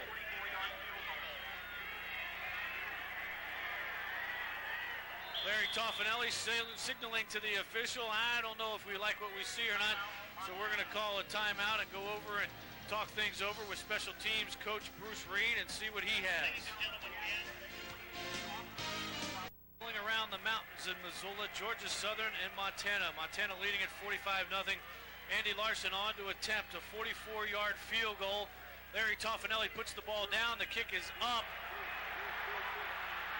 And it is just short. Came up just a couple of yards short. He had it dead on line, but just not quite enough leg for Mr. Larson. Not quite enough, Todd. Maybe a little extra wind burst would have helped him, but he fell a little bit shy that time. Had it right on. Let's go down to the sideline of Kenyon Gleason. Guys, I talked to trainers for both teams. Surprisingly enough, with the conditions as they are, they say they've only suffered just a few minor bumps and bruises. Anything normal for a football game. Nothing major, so good news in that respect. Back up to the booth. All right, Kenyon, thanks a lot for that update down on the sideline. Want to make sure we thank Kenyon and Carla both, who've done a great job this afternoon for us down covering the sidelines. A minute 20 left in the football game. Georgia Southern with it on the 26. Charles Bostic optioning. Pitches it out. Number 41, Mark Hampy for the Grizzlies there with the stop. Linebacker from Great Falls, Montana, out of CMR High School. Let's take a look at our scoring today as it happened all by quarters, and it just looks like it is. All Montana, 14 in the first, 17 in the second, and 14 in the third. That's what's gotten us to our 45-0 score where we sit now. And Todd, really, when you take a look, Montana up 14-0 after 1 quarter really takes Georgia Southern out of their ball game. They know they have to get 2 scores. They're going to throw more than their specialty, the run. Charles Bostic takes it, going around the right side, tries to option, does so to Javon Sullivan, but no gain there as he's brought down just inside Georgia Southern's 20-yard line. That'll bring up a 3rd down and 16 with 21 seconds left. And that's your football game. The referee did not start the play clock with more than 25 seconds left. Nobody has to stop it. So as it stands, the Montana Grizzlies, as the clock winds down from 5-0, will advance on to the Division I AA National Semifinals next week. Where will they play? Either Appalachian State or home here against Stephen F. Austin. That will still be determined this afternoon. The last score that we had in that ball game, 13-10, Stephen F. Austin on top. Mike, really a spectacular performance this afternoon by the Grizzlies offensively and defensively. They did what they needed to do. Absolutely, Todd. The offense patterned much as they did last week against Eastern Kentucky. They came right out, threw the ball, attacked the defense, got up on the Eagles early today. That's what they needed to do defensively. Terrific job of shutting down the Flexbone offense. Montana, kudos all around. All right, 45-0. I know Don Reed has to be impressed with today's victory. We have him down on the field, Kenyon Gleason. Kenyon? Coach Reed, 2 weeks in a row, 2 shutouts in a row. Your team looks to be in some pretty good form for as you move on into the next step here in the hunt for the national title. Well, they played awfully good today. We're very proud of. This is a good football team we beat. Our kids came to play. Did the conditions affect how you played today? I mean, everything seemed to be rolling on all cylinders. Well, I don't know if it affected them in a negative way. I don't think it hurt us at all. Okay, tell me now, as you look ahead to next week, what do you guys need to do to keep this thing on a roll? Well, I don't even know who we're going to play at this point in time, and I know the first thing you've got to take care of yourselves. So hopefully we'll just sharpen up, learn from this game, take another step in the right direction, and be better next week. We talked to the trainers, no serious injuries. It looks as if everything's a go for next weekend. I think so. Everything looks good right now. Okay, Coach, congratulations. Good luck to you. Take care. Back up to you guys, Mike and Todd. Take it away. All right, Kenyon, Don Reed I know last week, Mike, when I talked to him after the Eastern Kentucky game, that he just really couldn't believe that they beat Eastern Kentucky 48-0. And now today you come back against Georgia Southern, the last experience with them, the semifinals in '89, when Georgia Southern blew them out 45-15. They knew that this was a quality football team, and to play this football game to a 45-0 Grizz advantage just has to be unbelievable to Don Reed. Well, Todd, in all reality, Montana is not 45 points better than this Georgia Southern football team. The Grizzlies had a few breaks go their way. They got on top early. The snowball started from right there. All right, the Grizzlies win at 45-0. We're going to step aside, but we still got more in our post game today, so please stay with us. We're back at Washington Grizzly Stadium right after this. There's your final from Washington Grizzly Stadium this afternoon. Kenyon Gleason is standing by with quarterback Dave Dickinson. Kenyon? Dave, everything was rolling for you guys today. Your thoughts on today's win? Great win. God, great support from the fans, and I can't believe the defense is just playing outstanding, and we came to play as well, and it's just exciting. You know, we're down to the Final Four. You know, it's just like basketball. We know we got a shot to win it now, and we're just gonna work hard and see what happens. The team really seemed to come together on all sides of the ball today. Talk about that just a bit and how important that is as you make the hunt for the national title. Well, you're not gonna win if just one side of the ball is doing the job, and I'd say almost the last 8 games, we've been doing a great job. We've been consistent as heck, and we know that we're going to have to put some points on the board to win, but the defense is just doing an outstanding job putting some goose eggs up there. How about the crowd in Washington Grizzly today, rocking it up? Loudest crowd I've ever been associated with. That's home on the road. I mean, we played in front of 35,000 in Kansas State a few years ago. This was louder, great fans, and hopefully get another one so we can come back and do it again. All right, Dave, thanks a lot. Good luck. Congratulations. Mike and Todd, send it back up to you. All right, Dave Dickinson, the Grizzly quarterback this afternoon. Mike, I don't know who's having more fun, us up here in the booth and Kenyon down on the sidelines. He's down there tearing it up. He's into this thing. We've got to talk about today's player of the game is brought to you by your Tire Rama service centers across Montana. Hometown service, statewide coverage. Here it is, and this one almost seems to be a no-brainer for the Montana Grizzlies. Dave Dickinson, 37 of 46 for 408 yards. 4 touchdowns, only 1 interception on the day. Really, Todd, there's no secret Dave Dickinson is the catalyst of this Montana offense. If he is on, chances are the Grizzlies will be on, and they were today, no doubt about it. And for the Georgia Southern Eagles this afternoon, Roderick Russell, the gentleman that gets the award for their player of the game, 16 carries, 72 yards, their workhorse on the afternoon. He really did it for him. Todd, Roderick Russell seemed to be the most effective weapon that Georgia Southern had in there. The quick hits up the middle were the ones that got them the most yardage. Montana did a good job shutting down the outside lanes for the Eagles. Roderick Russell got the most yardage for them inside. On to the play of the game. Today's play of the game is brought to you by Subaru. Discover the beauty of all-wheel drive, and it involves number 15, Dave Dickinson. It was a big play as he went and hooked up with Joe Douglas, and then Douglas rumbles the rest of the way for a touchdown. Todd, Montana already had the lead in this game. This is one of those big plays that might have turned the tide a little bit for the Grizzlies in their favor. Kept the momentum, kept it going. Joe Douglas, the nice screen, gets the blocks, goes into the end zone for a big touchdown. Montana furthered their lead. Don Reed, as we have alluded to earlier in the telecast, has talked about Dave Dickinson and the decisions he makes and how amazed he even is sometimes at what Dave does. And here another example of it as he finds Joe Douglas. Douglas then doing the rest on his own. The Montana Grizzlies advancing on today to the national semifinals, 45-0. Stay tuned. We'll have more. on in the 1AA playoffs, 45-0.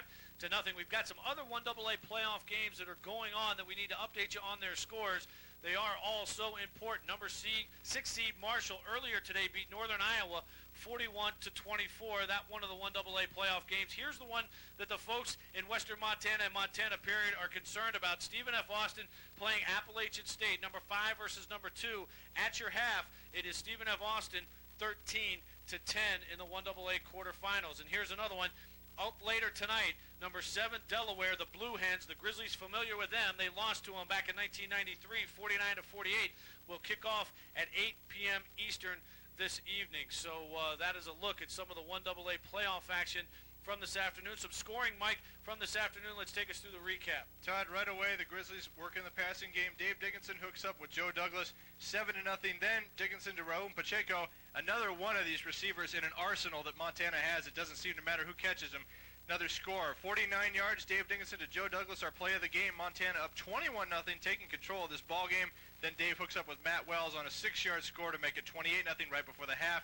Andy Larson with a chip shot field goal. Montana end with a 31-0 commanding lead at the break. Second half, 1-yard scoring run by Josh Brandon up and over the top, 38-0.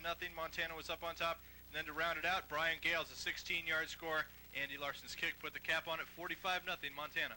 It was all Montana today on offense as the flags continue to blow atop of Washington Grizzly Stadium. We'll be back to wrap things up after this commercial break. Grizzly Stadium for a wrap of today's Division 1AA quarterfinal game between the Montana Grizzlies and Georgia Southern. Mike, a couple of final thoughts today on the game.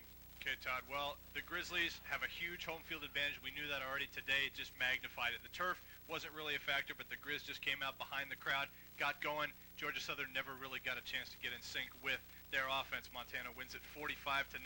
Second straight shutout at home in the playoffs. The defense stepping up as well. And next week, it is so key for the Grizzlies. If they face Stephen F. Austin at home, that gives them another huge edge. They could be playing for the national championship. It's very conceivable.